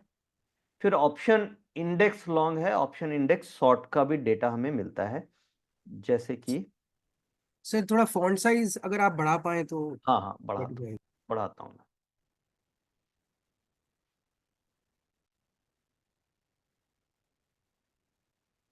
ये देखिए अभी ठीक है। Yes sir, perfect. तो अब देखिए ये फ्यूचर इंडेक्स लॉन्ग का डेटा मुझे मिला, फ्यूचर इंडेक्स शॉर्ट का डेटा मिल रहा है, फ्यूचर स्टॉक लॉन्ग यानी कि मैं क्या स्टॉक मैंने ले रखा है, किनकी क्या पोजीशन है, और फ्यूचर स्टॉक शॉर्ट की पोजीशन मिल रही है। ये ओपन इंटरेस्ट पोजीशन है। Option index long, option index call long, option index put long. अभी क्या है, सिल्वर लाइनिंग ये है कि ठीक है हमारी वीकली कॉन्ट्रैक्ट्स अब बंद हो रहे हैं, अब मंथली कॉन्ट्रैक्ट्स इंडेक्स निफ्टी में हो जाएगी। तो ये डेटा, जब वीकली कॉन्ट्रैक्ट्स नहीं थे तब मैं इस डेटा को रेगुलर ट्रैक करता था और ये डेटा उस समय बहुत अच्छा काम करता था। किसकी बात कर रहा हूँ? Option index call long, option index put long की। बट जब से वीकली कॉन्ट्रैक्ट आ गए तब से ये डेटा को स्टडी करना बड़ा डिफिकल्ट हो गया, क्योंकि उसमें मिक्स हो गए सारे डेटा, क्योंकि ये इंडेक्स की पोजीशन है। अब इंडेक्स में बैंक निफ्टी भी हो गई, फिन निफ्टी भी हो गई, सेंसेक्स भी हो गया, मिड कैप भी हो गया, और हर दिन हर की एक्सपायरी हो गई। तो ये डेटा फिर समझ में ही, इंटरप्रिटेशन उसका क्लियर नहीं मिल रहा था हमें। तो फिर ये डेटा जब से वीकली ऑप्शन आई तब से काम करना बंद हो गया, क्योंकि क्लैरिटी नहीं मिल रही थी। बट अब जैसे क्या है कि जो वीकली कॉन्ट्रैक्ट्स हैं वो खत्म हो जाएंगे और नवंबर ऑनवर्ड्स, स्पेशली दिसंबर ऑनवर्ड्स, आपको मंथली कॉन्ट्रैक्ट्स इंडेक्स में ज़्यादा रहेंगे और वहाँ पे वॉल्यूम ज़्यादा दिखेंगे। वीकली कॉन्ट्रैक्ट निफ्टी में रहेगी, बट जो अदर वाले हैं जहाँ से मिक्स हो रहा था डेटा फिन निफ्टी से, वो नहीं रहेगा। तो इसका जो इंटरप्रिटेशन है उसकी एक्यूरेसी बढ़ जाएगी।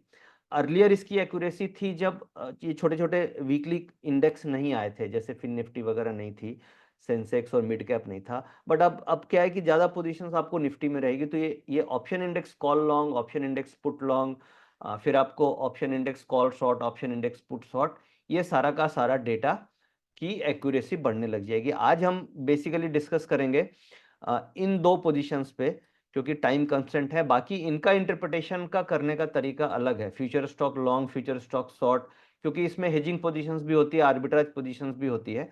तो अभी हम बेसिकली कैलकुलेट करते हैं, यहाँ पे डिफरेंस निकालते हैं, लॉन्ग माइनस शॉर्ट, यानी long position minus short position. ये चारों पार्टिसिपेंट्स का हमने निकाल लिया। और फिर एक हम लॉन्ग शॉर्ट रेशियो निकाल लेते हैं। लॉन्ग शॉर्ट रेशियो मतलब ये तो हो गई हमारी नेट पोजीशन, और एक हो गया long long short ratio. Long short ratio कैसे निकालेंगे? हम निकालेंगे long position divided by short position. Long position का मतलब बेसिकली बाय पोजीशन हो गई, और शॉर्ट पोजीशन मतलब सेल पोजीशन हो गई। अब ये मैंने रेशियो निकाल दिया। अब देखिए एफ आई की जो पोजीशन है, वो हमारे लिए काफी इंपॉर्टेंट है, और हमारे लिए प्रोप्राइटरी की पोजीशन इंपॉर्टेंट है। और यहाँ पे आप डीआईस की भी पोजीशन देख सकते हैं। ये हो सकता है अगर आप डीआईस की भी देखेंगे तो यहाँ पे डीआईस की भी जो पोजीशन है वो शॉर्ट पोजीशन ही चल रही है। अगर आप लॉन्ग शॉर्ट रेशियो देखें, पोजीशन जरूर कम है कॉन्ट्रैक्ट्स, ये जो है ये नंबर ऑफ कॉन्ट्रैक्ट्स हैं, नंबर ऑफ शेयर्स नहीं है, ये नंबर ऑफ कॉन्ट्रैक्ट्स हैं जो एक्सचेंज हमें डेटा देता है। तो आप क्लाइंट में देखेंगे तो क्लाइंट में हमें क्या दिख रहा है कि client 5 lakh contract, 4 lakh, 5 lakh contract by है, और 2,88,000 कॉन्ट्रैक्ट शॉर्ट हैं। तो नेट में देखिएगा तो जो रिटेलर्स हैं, जो क्लाइंट्स हैं, उनका 2,20,000 कॉन्ट्रैक्ट बाय है। इसका मतलब मार्केट गिरने में पेन किसको है? हम रिटेलर्स को पेन है, क्योंकि हम लॉन्ग साइड में हैं। मार्केट को गिरने में सबसे ज्यादा खुश कौन है, हैप्पी कौन है? वो है, ये देखिए, एफआईज, जिनका 3,29,000 कॉन्ट्रैक्ट शॉर्ट हैं। अगर आप इन दोनों को भी मिला दो, इन दोनों की मिला दो, तो भी एफआईज ज्यादा शॉर्ट चल रहे हैं। नेट शॉर्ट ये 1,70,000 कॉन्ट्रैक्ट शॉर्ट कर रहे हैं। 1,70,000 कॉन्ट्रैक्ट मल्टीप्लाइड बाई 25 आप कर लें। इसमें निफ्टी बैंक निफ्टी दोनों की पोजीशंस, अभी तो सारे इंडेक्स की पोजीशंस इसमें मिक्स है। प्रोप्राइटरी फंड्स जो हैं वो हेजिंग में है, वो बैलेंस्ड है, उनका देखेंगे तो एकदम बैलेंस्ड है। और नॉर्मली नॉर्मली क्या होता है, जो भी प्रॉप फंड्स होते हैं वो नेकेड ट्रेडिंग नहीं करते, उनकी ज्यादातर आर्बिट्राज या हेज पोजीशंस होती है। जैसे हम, क्योंकि मुझे इसका आइडिया है, मैं एसएमसी ग्लोबल से हूँ, एसएमसी ग्लोबल में भी काफी बड़ी प्रोप्राइटरी डेस्क है। तो ज्यादातर जो प्रोप्राइटरी ट्रेडिंग होती है वो हेज पोजीशन होती है, काउंटर पोजीशन कुछ ना कुछ होगी, नेकेड ऑप्शंस या नेकेड बाय सेल नहीं होती है। इसलिए आप देख रहे हैं कि ज्यादातर प्रोप्राइटरीज में आपको हेज दिखेगी, या कुछ हद तक लिमिटेड रिस्क वाली पोजीशन दिखेगी। बट ये जो एफआईज हैं, इनकी तरफ से काफी एग्रेसिव शॉर्ट बिल्डअप या लॉन्ग बिल्डअप आपको डेटा में दिखेगा। तो अभी आप देखिए इनकी तरफ से 0.48 का लॉन्ग शॉर्ट रेशियो है, और ये काफी हद तक शॉर्ट चल रहे हैं। तो मार्केट, इसलिए आप देख रहे हैं कि ऊपर जाने की कोशिश होती है, डीआईस की तरफ से बाइंग होती है कैश मार्केट में, बट एफआई शॉर्ट है, इसलिए वो ऊपर के लेवल से अपना माल बेच देते हैं, जिसके कारण मार्केट में सेलिंग काफी फास्ट क्लोजिंग में आ जाती है। तो ये सब फैक्टर को देख करके आप एक आइडिया लगा सकते हैं कि करंट सिचुएशन में मार्केट का क्या है। और जैसे अक्टूबर एक्सपायरी नेक्स्ट वीक है, मंथली एक्सपायरी है, तो नेक्स्ट वीक में दो सिनेरियो बन सकता है। एक सिनेरियो तो ये बन सकता है कि क्योंकि ऑलरेडी एफआईज काफी अच्छे प्रॉफिट में बैठे हैं और इन्होंने काफी ऊपर के लेवल से पोजीशन बेचा हुआ है, तो कुछ हद तक वो शॉर्ट पोजीशंस को कवर भी कर सकते हैं, शॉर्ट कवरिंग जिसे हम बोलते हैं। तो वो आपको कैश का डेटा देखते रहना पड़ेगा कि अगर कैश में बाइंग का फिगर आएगा तो इसका मतलब शॉर्ट कवरिंग ट्रिगर हो सकती है। तो कैश में बाइंग की फिगर से ही शॉर्ट कवरिंग ट्रिगर होगी। तो यहाँ पे लर्निंग ये है कि एक्सपायरी के नजदीक हमें ये देखना है कि कैश का फिगर अगर बाई में आने लग गया एफआईज की तरफ से, तो इसका मतलब शॉर्ट कवरिंग ट्रिगर होगी। दूसरा सिनेरियो ये बनेगा कि एफआईज की तरफ से अगर बाइंग का फिगर नहीं आया, तो क्या होगा, जो रिटेलर जो ये बाय करके बैठे हैं उनको पैनिक हो जाएगा, जिसे हम बोलते हैं कि ब्रोकर्स के पास मार्जिन कटने लग गए, सेलिंग ट्रिगर हो गई, तो वो पैनिक सेलिंग की तरफ ट्रिगर हो जाएगी और एफआईज और ज्यादा बेच देंगे, और वो मार्केट 24,000 की तरफ आ सकती है, 24,000, 23,800 की तरफ भी गिर सकती है, 500 पॉइंट यहां से। तो डेटा पे हमें ध्यान रखना है, और ध्यान यही रखना है कि आने वाले एक वीक में एफआईज की फिगर अगर पॉजिटिव होने लग जाए एक दो दिन में, क्योंकि देखिए ऐसा नहीं होगा कि तुरंत बाइंग आएगी और तुरंत शॉर्ट कवरिंग आ जाएगी, क्योंकि जब उन्होंने इतनी बड़ी फिगर सेलिंग करी है तो धीरे धीरे ही बाइंग करेंगे, फिगर कन्वर्ट होगी, तभी मार्केट में मूवमेंट आएगा। तो बस हमें ध्यान ये रखना है कि फिगर अगर पॉजिटिव आने लग गई या नेट फिगर दोनों की बाय होने लग गई, और जैसे आज क्या है, आज आप डेटा में देखोगे तो एफआईज की सेल है और प्रोप्राइट और डीआईज की बाय ज्यादा है, तो नेट पॉजिटिव है। तो ये एक सिल्वर लाइनिंग है, ये नेट पॉजिटिव है। और अगर ये नेट पॉजिटिव कल भी हुआ, परसों भी पॉजिटिव हो गया नेट, तो फिर एफआईज को मजबूरी में अपनी शॉर्ट पोजीशन कवर करनी पड़ेगी, क्योंकि उनके सेल करने के बाद भी सेलिंग नहीं आ रही है। तो इस तरीके से डेटा को आप रीड कर सकते हैं और इंटरप्रिटेशन कर सकते हैं कि शॉर्ट कवरिंग आएगा या क्या होगा। तो ये तो हमने डेटा समझा इस तरीके से, और आगे हमें फ्यूचर स्टॉक लॉन्ग का डेटा है, ये सब हम स्टॉक सेक्शन में समझेंगे। बट अभी हम इंडेक्स सेक्शन में इसको हम समझने की कोशिश कर रहे हैं। अब हम इसे लास्ट 15-20 दिन का डेटा कैसे हम बैक टेस्ट करेंगे वो मैं आपको दिखाता हूं। ये अभी हमने करंट डेटा देखा, अब एक बार हम पीछे चलते हैं और बैक टेस्ट कैसे करना है वो हम डेटा को देखते हैं।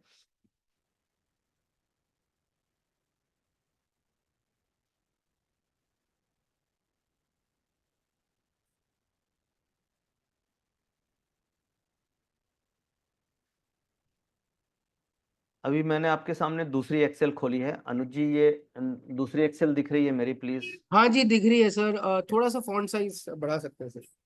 जी। अब ये डेटा देखिए, मैंने आपके सामने ये डेटा हिस्टोरिकली 27 सितंबर से ये डेटा मैंने निकाला है, और अ, ये हर दिन का डेटा एक्सेल में मैंने डेट वाइज इसे सेव किया है, सो दैट कि मैं आपको प्रेजेंटेशन में दिखा सकूं कि कैसे आप कर सकते हैं। तो ये देखिए, ये बेसिकली किस तरीके से लॉन्ग शॉर्ट मूव किया, क्या डेटा था, ये हम सारा डेटा को अभी देखते हैं। तो ये डेट वाइज आप देख रहे हैं, ये 27 है, 30th है, और इसी तरीके से नीचे और भी जो डेटाज हैं वो 1 अक्टूबर है, 3 अक्टूबर है। ये इस तरीके से ये सारा डेटा मैंने यहाँ सेव कर लिया। अब मैं फॉन्ट साइज थोड़ा बढ़ा देता हूँ। अब देखिए, ये डेटा सबसे पहले डेट थी हमारी, ये कौन सी डेट थी? हाँ, ये 11 अक्टूबर है। ठीक है, और ऊपर आते हैं। अब देखिए, ये शुरू से डेटा एक बार देखते हैं। शुरू में देखिए, ये लॉन्ग शॉर्ट रेशियो क्या था?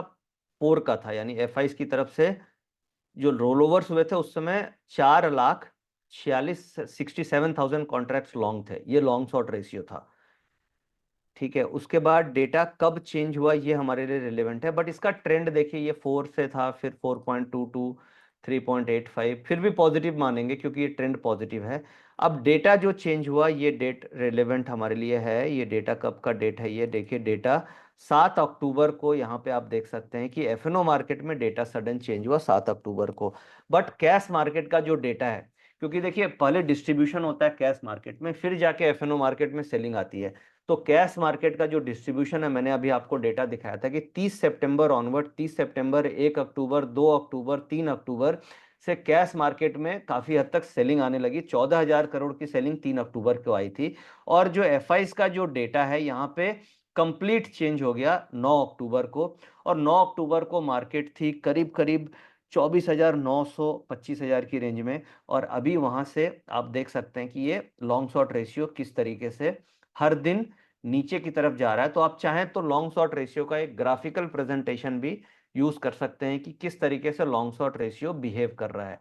तो ये जो डेटा है, इसे आप हिस्टोरिकल डेटा एनएससी से निकाल करके आप इस डेटा को स्टडी कर सकते हैं। तो ये तो हो गया पार्टिसिपेंट्स वाइज ओपन इंटरेस्ट। अब हम समझते हैं पार्टिसिपेंट्स वाइज वॉल्यूम का डेटा। पार्टिसिपेंट वाइज वॉल्यूम का डेटा जो हमें एक्सचेंज से मिलता है।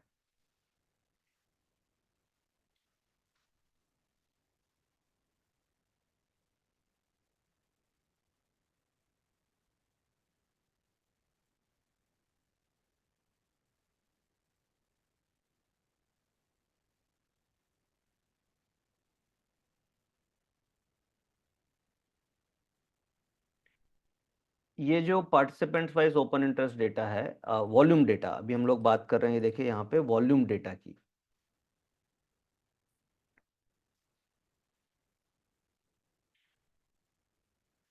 मैं फॉन्ट साइज बढ़ा देता हूँ, पहले हम ये समझ लें। ये डेटा अगर आप देखें तो ये डेटा कब का है? ये देखिए, वॉल्यूम का डेटा है। आज का डेटा है 23 अक्टूबर का। ये हमारे 4 पार्टिसिपेंट्स हैं, इंडेक्स लॉन्ग और इंडेक्स शॉर्ट। ये नंबर ऑफ कॉन्ट्रैक्ट्स हैं। किसने क्या काम किया ये हम समझते हैं आज का डेटा में।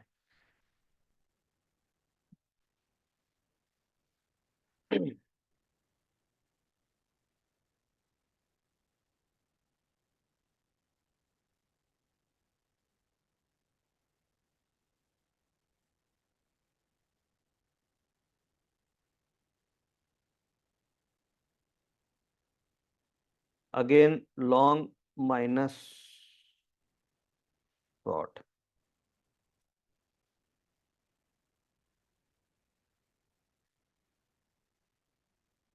तो बेसिकली आप देखेंगे तो यहाँ पे एफआईस की तरफ से वॉल्यूम्स जो हैं वो लॉन्ग वॉल्यूम्स ज़्यादा हैं।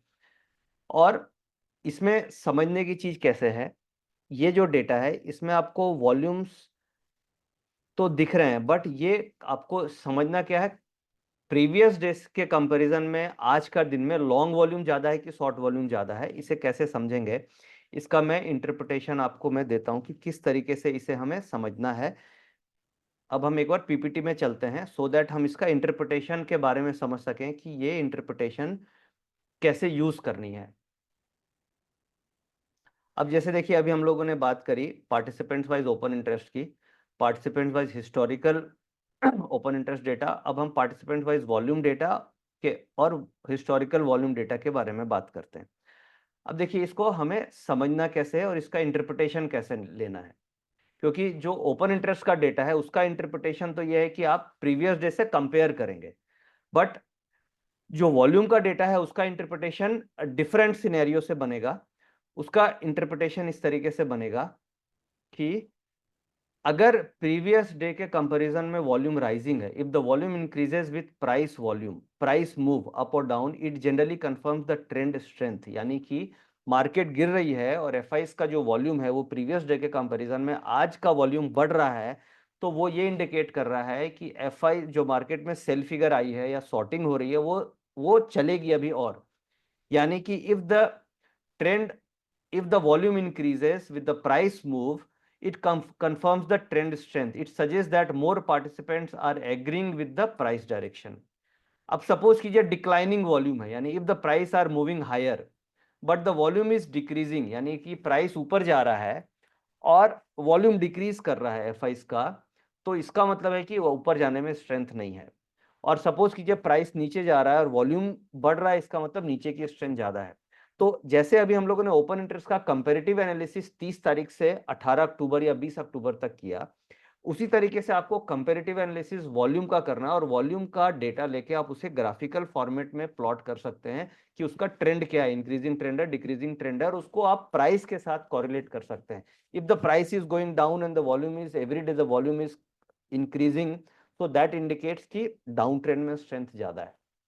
तो इसे हम इस तरीके से इसका हम इंटरप्रिटेशन करते हैं वॉल्यूम का।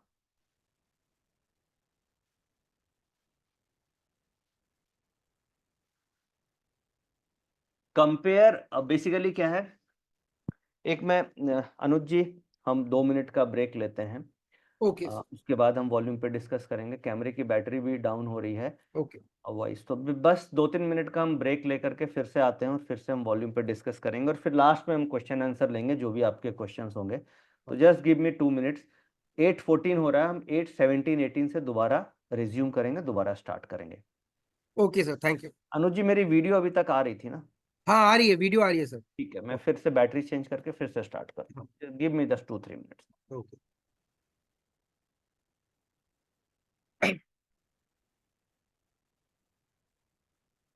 मीनवाइल अनुज जी, आप इंगेज कर हाँ सकते हैं। हाँ हाँ, बिल्कुल सर, बिल्कुल। अ, तो मैं आपसे यही कहना चाह रहा हूँ कि जहाँ तक मेरे पास बहुत सारे क्वेरीज हैं कि रिकॉर्डिंग मिलेगी या नहीं मिलेगी, तो मैं आपको बताना चाहूँगा कि रिकॉर्डिंग तो नहीं, बट हम लोग यूट्यूब पर इसको अपलोड कर देंगे और उसका लिंक वेरियस टेलीग्राम चैनल्स पर आपको अवेलेबल हो जाएगा, तो you can check out on YouTube. पहली चीज। और दूसरा ये है कि अगर आपको कोई भी फ्रॉड कॉल्स आते हैं हमारे नाम से कि टेलीग्राम चैनल आप सब्सक्राइब कर लीजिए, तो प्लीज एक बारी ड्यू डिलिजेंस आप अपने एंड पर भी करिए। और हम लोग कोई भी पर्सनल बैंक अकाउंट में कोई भी ट्रांजैक्शन नहीं करते हैं, ना डायरेक्टर्स के नाम पर कोई अगर आपको इंड्यूस करने की कोशिश करे तो उसमें ट्रैप में नहीं आएंगे। आप सिर्फ और सिर्फ वेबसाइट के थ्रू ही हमारा सब्सक्रिप्शन ले सकते हैं। अगर आप टेलीग्राम सब्सक्रिप्शन की चाह रहे हैं या कोई और रिसर्च प्रोडक्ट का सब्सक्रिप्शन आप चाह रहे हैं, तो आपको वो लेना है। अ, और इस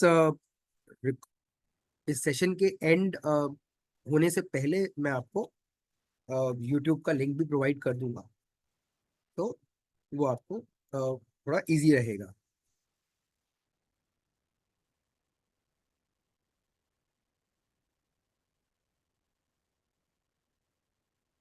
और अगर कोई भी आपकी स्पेसिफिक क्वेरी है हमारे रिसर्च प्रोडक्ट रिलेटेड, तो आप हमारे कस्टमर केयर को कांटेक्ट कर सकते हैं, या फिर आप हमारे सेल्स टीम को कांटेक्ट कर सकते हैं, अगर आपकी रिक्वायरमेंट उस तरीके की बनती है तो।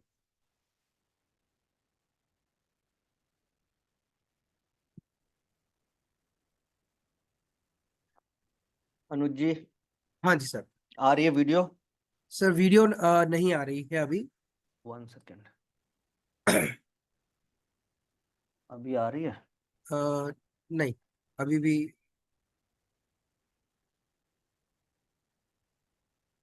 हाँ, ये यस सर, परफेक्ट। ठीक है, ठीक है। हाँ, तो बेसिकली हम यहाँ पे बात कर रहे थे F I participants wise volume के बारे में।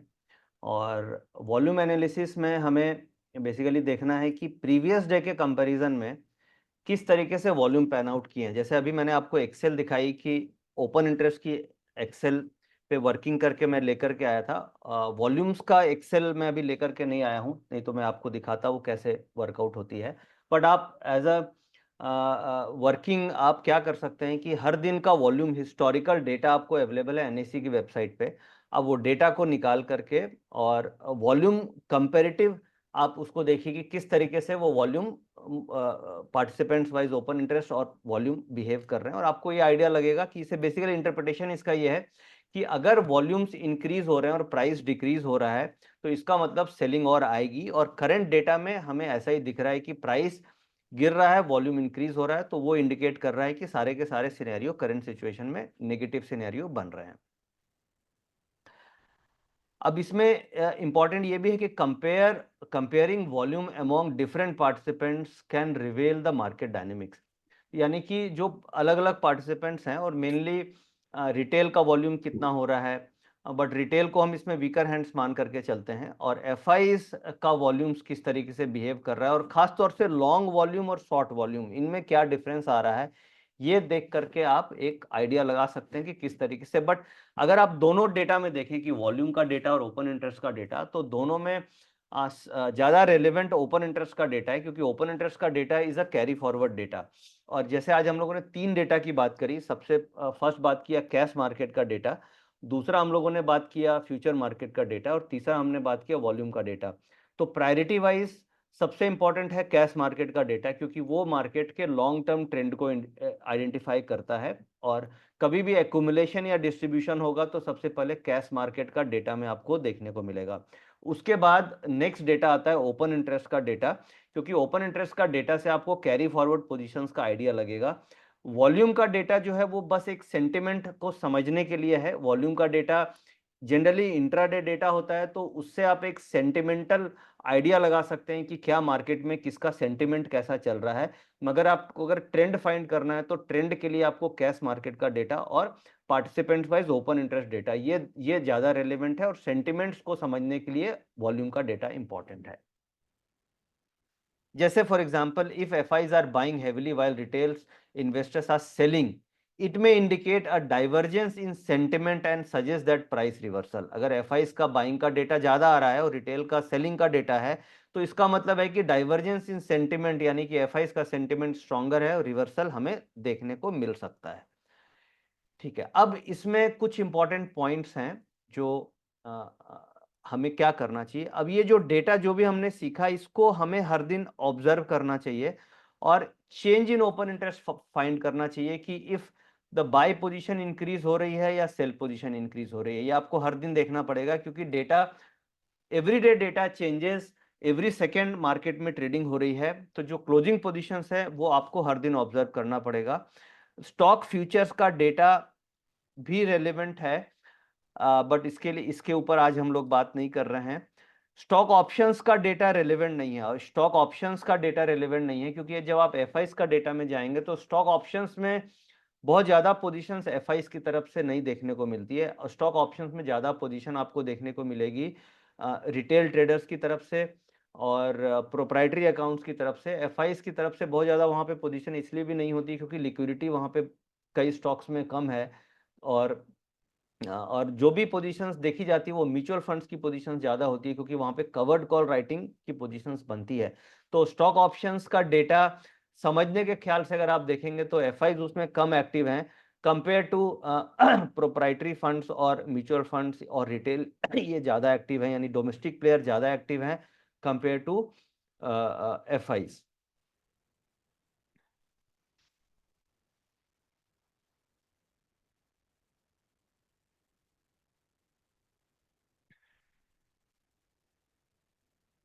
तो अभी हमने ये समझ लिया कि हमें ये डेटा देखना क्यों ज़रूरी है, क्योंकि हमारे जो कॉम्पिटिटर्स हैं वो ये बड़े-बड़े फंड्स हैं जो इंडियन मार्केट में ट्रेड कर रहे हैं। जैसे फॉर एग्जांपल काफ़ी बड़े फंड्स के साथ अगर आप देखेंगे तो ये कुछ हेज फंड्स हैं जिनके फंड्स बिलियंस में हैं। जैसे क्वांटम फंड्स हैं जो 1973 से ट्रेडिंग कर रहे हैं, इनके पास कई सारे मॉडल्स हैं।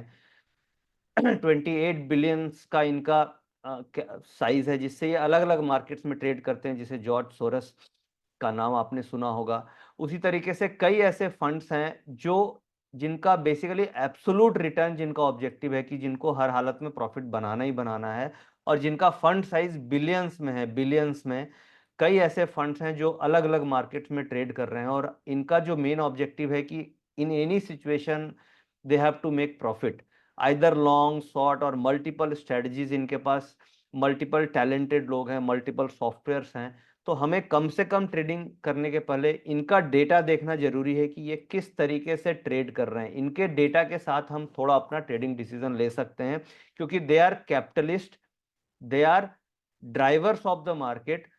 इनके कारण ही मार्केट में एक मूवमेंट देखी जाती है क्योंकि power of money, market is a power of money. तो ये बेसिकली इनका डेटा हमें देखना काफी जरूरी है।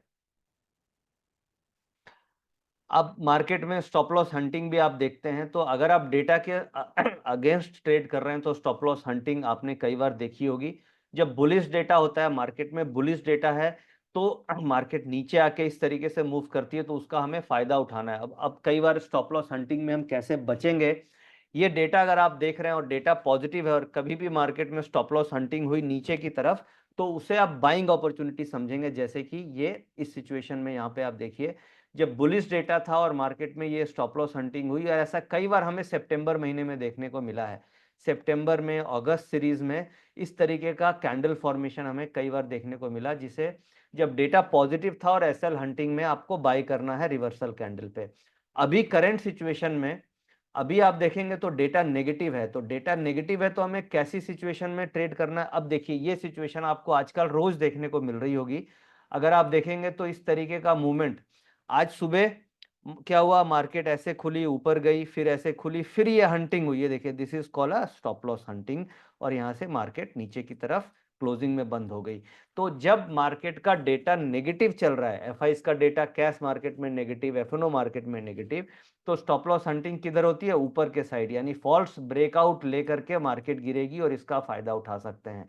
और जब मार्केट का डेटा पॉजिटिव है, यानी कैश मार्केट में डेटा पॉजिटिव, एफएनओ मार्केट में डेटा पॉजिटिव और हिस्टोरिकल डेटा पॉजिटिव है, तो नीचे जब स्टॉप लॉस हंटिंग होकर के अगर रिवर्सल हैमर बनता है और वहां पे रिवर्सल कैंडल बने तो उस केस में आप एज अ बायर बन के वहां पे स्टॉप लॉस हंटिंग का फायदा उठा सकते हैं। तो और जब आप स्टॉप लॉस हंटिंग का फायदा उठाएंगे तो उसमें आपको बहुत बढ़िया बड़े बड़े ट्रेंड मिलेंगे। तो बट उसमें बेसिकली आपको एक ओवरऑल ट्रेंड का आइडिया रखना है, डेटा को समझ करके ट्रेड करना है। तो इस तरीके से हम स्टॉप लॉस हंटिंग से भी बच सकते हैं और हम डेटा का फायदा भी उठा सकते हैं। तो और इसके साथ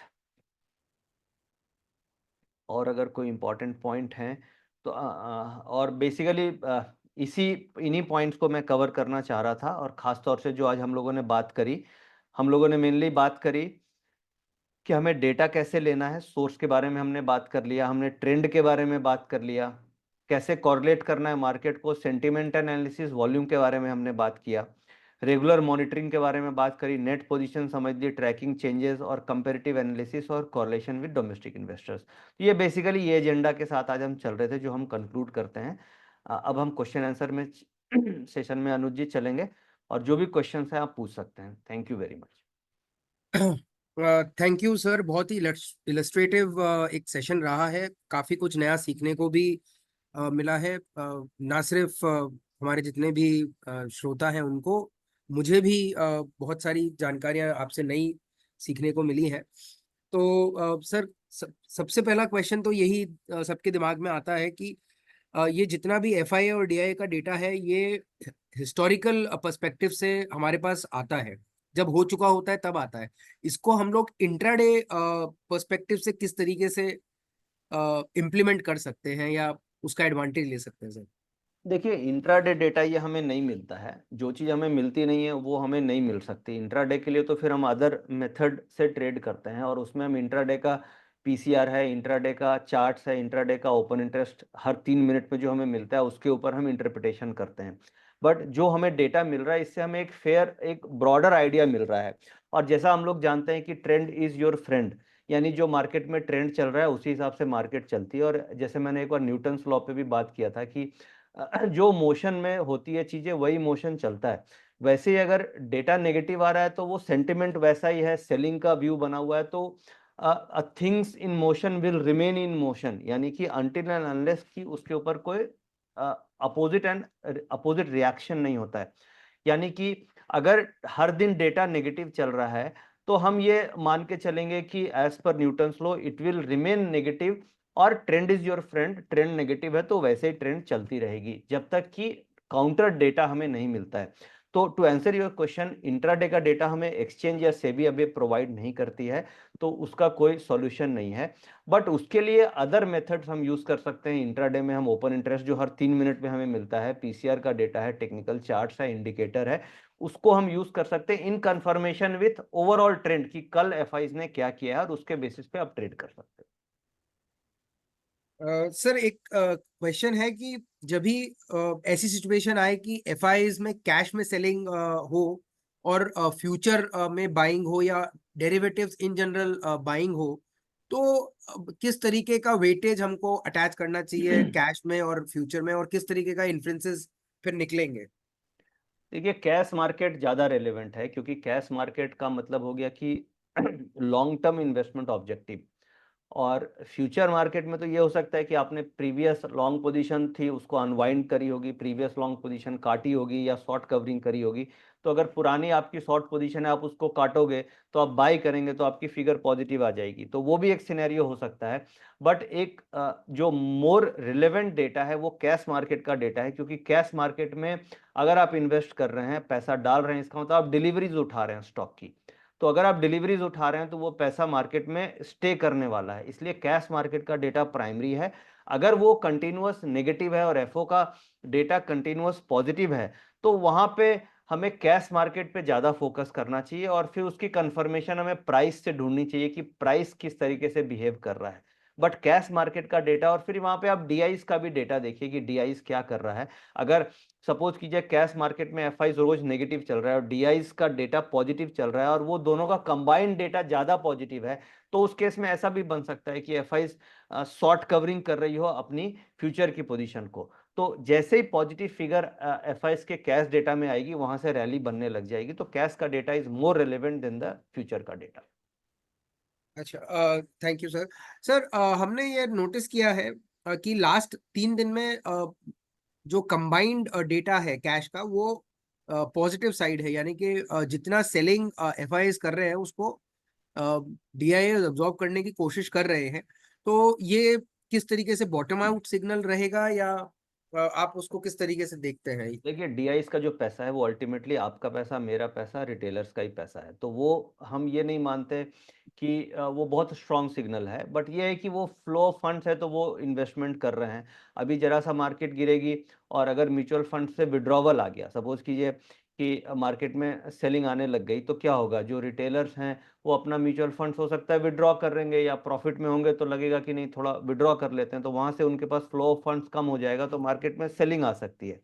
तो जो डीआईस का पैसा है वो ठीक है, टेम्पररी सपोर्ट के ख्याल से आप उसे मानेंगे, क्योंकि अल्टीमेटली वो डोमेस्टिक फ्लो ऑफ फंड है, उसमें इंश्योरेंस कंपनीज का पैसा है और म्यूचुअल फंड्स का मेनली पैसा है और पीएमएस का पैसा है। तो मार्केट जब गिरती है तो वहां पे भी बाइंग को वो आगे वो पोस्टपोन कर देते हैं कि हमें थोड़ा रुक के बाइंग करना चाहिए, क्योंकि डीआईएस का पैसा हर तरीके से नहीं आ रहा है। तो डीआईएस का पैसा ज्यादा इंपॉर्टेंट है, क्योंकि हमें आउटसाइड फ्लो इंपॉर्टेंट है मार्केट के ग्रोथ के लिए। तो मेरे ख्याल से डीआईएस का पैसा ठीक है, ये पॉजिटिव आ रहा है, बट एफआईएस का फंड्स पॉजिटिव होना जरूरी है, क्योंकि आज भी जो डीआईएस का फ्लो है वो 6 साढ़े 6 हजार करोड़ का पॉजिटिव है, बट एफआईएस का 5 हजार करोड़ का नेगेटिव है, वो फिगर ज्यादा है। यहाँ पे अगर ऐसा हो जाए कि एफआईएस का जो सेल फिगर है वो घट के 500 करोड़ हो जाए और डीआईएस की फिगर 3 4 हजार करोड़ हो जाए, यानी डिक्रीजिंग ऑर्डर में अगर एफआईएस का फ्लो ऑफ सेलिंग कम होने लग जाए, तो वो सिल्वर लाइनिंग हो सकती है। बट 5 5 हजार करोड़ की सेलिंग फिगर को देख करके नेट आप कंबाइन करके उसे हम सिल्वर लाइनिंग अभी नहीं मानेंगे। तो सर आपके मतलब आपके हिसाब से ये है कि वेट करना हाँ, ही वेट पड़ेगा वेट हमको। करना चाहिए, क्योंकि एफआईएस की आज भी 5 हजार करोड़ की कैश में सेल हाँ। फिगर है। तो अब यहाँ पे मैं ये देखूंगा कि सेल फिगर 5 हजार करोड़ की घटनी चाहिए ना, ये 1000 करोड़ की ही सेल फिगर रह जाए या 500 करोड़ की ही सेल फिगर रह जाए, तब लगेगा कि नहीं अब वो सेल करने में इंटरेस्टेड नहीं है। बट 5 हजार करोड़ की सेल फिगर तो काफी ज्यादा सेल फिगर है। हाँ ठीक है सर। सर एक क्वेश्चन है सेक्टोरियल डेटा से रिलेटेड जो आपने अभी डिस्कस किया। तो सर इसमें लोगों का ये मानना है कि ये हिस्टोरिकल डेटा है जो कि 15 दिन के बाद जैसे कि आपने बोला डिस्कस होता है। तो अ, अब इसमें तो जो हो चुका है वो ऑलरेडी हो चुका है, तो अब नेक्स्ट ट्रिगर के लिए हम क्या देख सकते हैं, क्या देखिए, उससे रेफरेंसेस मैं हम। मान रहा हूँ 15 दिन में डेटा आता है, बट कम से कम हमें ये एक रिलेवेंट डेटा मिल रहा है, पॉइंट नंबर 1। और अगर आप देखेंगे तो 15 अक्टूबर को लास्ट डेटा आया था कि फाइनेंशियल सर्विसेज में सेलिंग है, ऑयल एंड गैस में सेलिंग है, बैंकिंग में सेलिंग है, और आज है 23 अक्टूबर। तो 15 अक्टूबर से 23 अक्टूबर के बीच में भी आपको बहुत सारी अपॉर्चुनिटी मिल जाती जिससे आपको प्रॉफिट बन सकता था। और अभी ये अगला डेटा आएगा 30 31 अक्टूबर को। तो 15 अक्टूबर से 15 15 कम से कम आप इस डेटा को देख के 15 अक्टूबर से 30 दिन, यानी 30 अक्टूबर, यानी 15 दिन का एक व्यू तो बना पाएंगे ना कि मुझे कौन से सेक्टर में लॉन्ग रहना है, कौन से सेक्टर में शॉर्ट रहना है। अभी इन डेटा को देख के आप फाइनेंशियल सर्विसेज में, बैंकिंग में, जैसे आपको सेल सिग्नल मिलेगा आप सेल करेंगे, आपको बाय सिग्नल मिलेगा आप अवॉइड करेंगे, रिलायंस में मौका मिलेगा तो पुट लेंगे। तो बेसिकली एक डेटा कम से कम आपको 15 दिन के गैप में ही मिल रहा है, चलो ठीक है, बट 15 दिन को देख के आप ये एक 15 दिन आगे का व्यू बना रहे हैं, और उसके हिसाब से अगर मार्केट बिहेव कर रही है तो उस बीच में आपको कई सारे अपॉर्चुनिटीज मिलेगी, और आप चार्ट्स वगैरह देख करके उस अपॉर्चुनिटी को इनकैश कर सकते हैं। Okay sir, thank you. Sir last एक क्वेश्चन लेना चाहेंगे कि ये जो पैनिक बॉटम रहता है या पैनिक सेलिंग की सिचुएशन को किस तरीके से अपन आइडेंटिफाई कर सकते, मतलब पूरा तो नहीं कर सकते बट कुछ ट्रिगर अपन को मिल सके कि यहाँ पर बन सकता है पार्टिसिपेंट वाइज डेटा देखकर या फिर जनरल इंडिकेशन से। देखिए, बॉटम और टॉप नहीं पकड़ सकते हम किसी भी सिचुएशन में, क्योंकि क्या है, वो होने के बाद हमें डेटा दिखेगा। क्योंकि ऑलरेडी मार्केट में बॉटम लगेगा या टॉप बनने के बाद ही डेटा में हमें आएगा। तो एज अ डेटा एनालिस्ट आप को कम से कम थोड़ा 1 2 दिन का डिले आएगा, आपकी मूव हो सकता है 200 300 पॉइंट की मूव छूट सकती है उसमें। बट उसे देखने का तरीका क्या है कि सपोज किसी दिन मार्केट 300 400 पॉइंट गिरी और आप 1 2 दिन में देखें कि फिगर जो एफआईज या डीआईज की आई, उसमें ड्रास्टिक चेंज आपको देखने को मिला, तो फिर आपको ये समझ में आएगा कि जो बॉटम लगा है वो बॉटम लग गया। जैसे फॉर एग्जांपल अभी मार्केट 24,400 चल रही है, फर्ज कीजिए नेक्स्ट 2 3 दिन में मार्केट 24,000 आ जाए और 24,000 के आसपास एक बड़ी बाई फिगर हमें दिख जाए एफआईज की तरफ से 14 15 हजार करोड़ की, जो आपको 3 अक्टूबर को दिखी थी 14,000 करोड़ की सेलिंग की, जहां से मार्केट तो 14,000 करोड़ की जो सेलिंग की फिगर दिखी थी आपको 3 अक्टूबर को, तो 3 अक्टूबर का जो हाई होगा वो एक तरीके का टॉप बन गया मार्केट में, वो टॉप बना हुआ है। और अब आने वाले समय में अगर मार्केट में आपको किसी दिन फिगर दिखती है 14 15 हजार 20,000 करोड़ की एफआईज की तरफ से बाई फिगर की, तो उस दिन का जो लो होगा वो आपका बॉटम की तरह आप उसको ट्रीट करेंगे कि चलो उस दिन इतनी बड़ी फिगर है तो उस दिन का लो नहीं कटना चाहिए। तो इस तरीके से हम इंटरप्रिटेशन इसको करते हैं कि फिगर्स को देख के, और उस दिन का हाई लो, अगर सेलिंग फिगर है तो हाई आपका टॉप बन गया, और अगर बाइंग फिगर है तो लो आपका बॉटम बन गया, और उसके हिसाब से आप डिसीजन लेते हैं।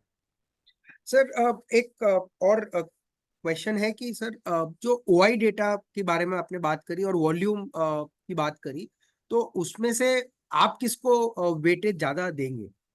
देखिए, मैं वेटेज सबसे ज़्यादा एक तो कैश मार्केट के डेटा को देता हूँ और उसके बाद ओपन इंटरेस्ट डेटा को ज़्यादा वेटेज देते हैं, क्योंकि ओपन इंटरेस्ट का डेटा कैरी फॉरवर्ड डेटा हो गया। वहाँ पे आपकी मार्जिन्स इन्वॉल्व है जो कैरी फॉरवर्ड हो रही है।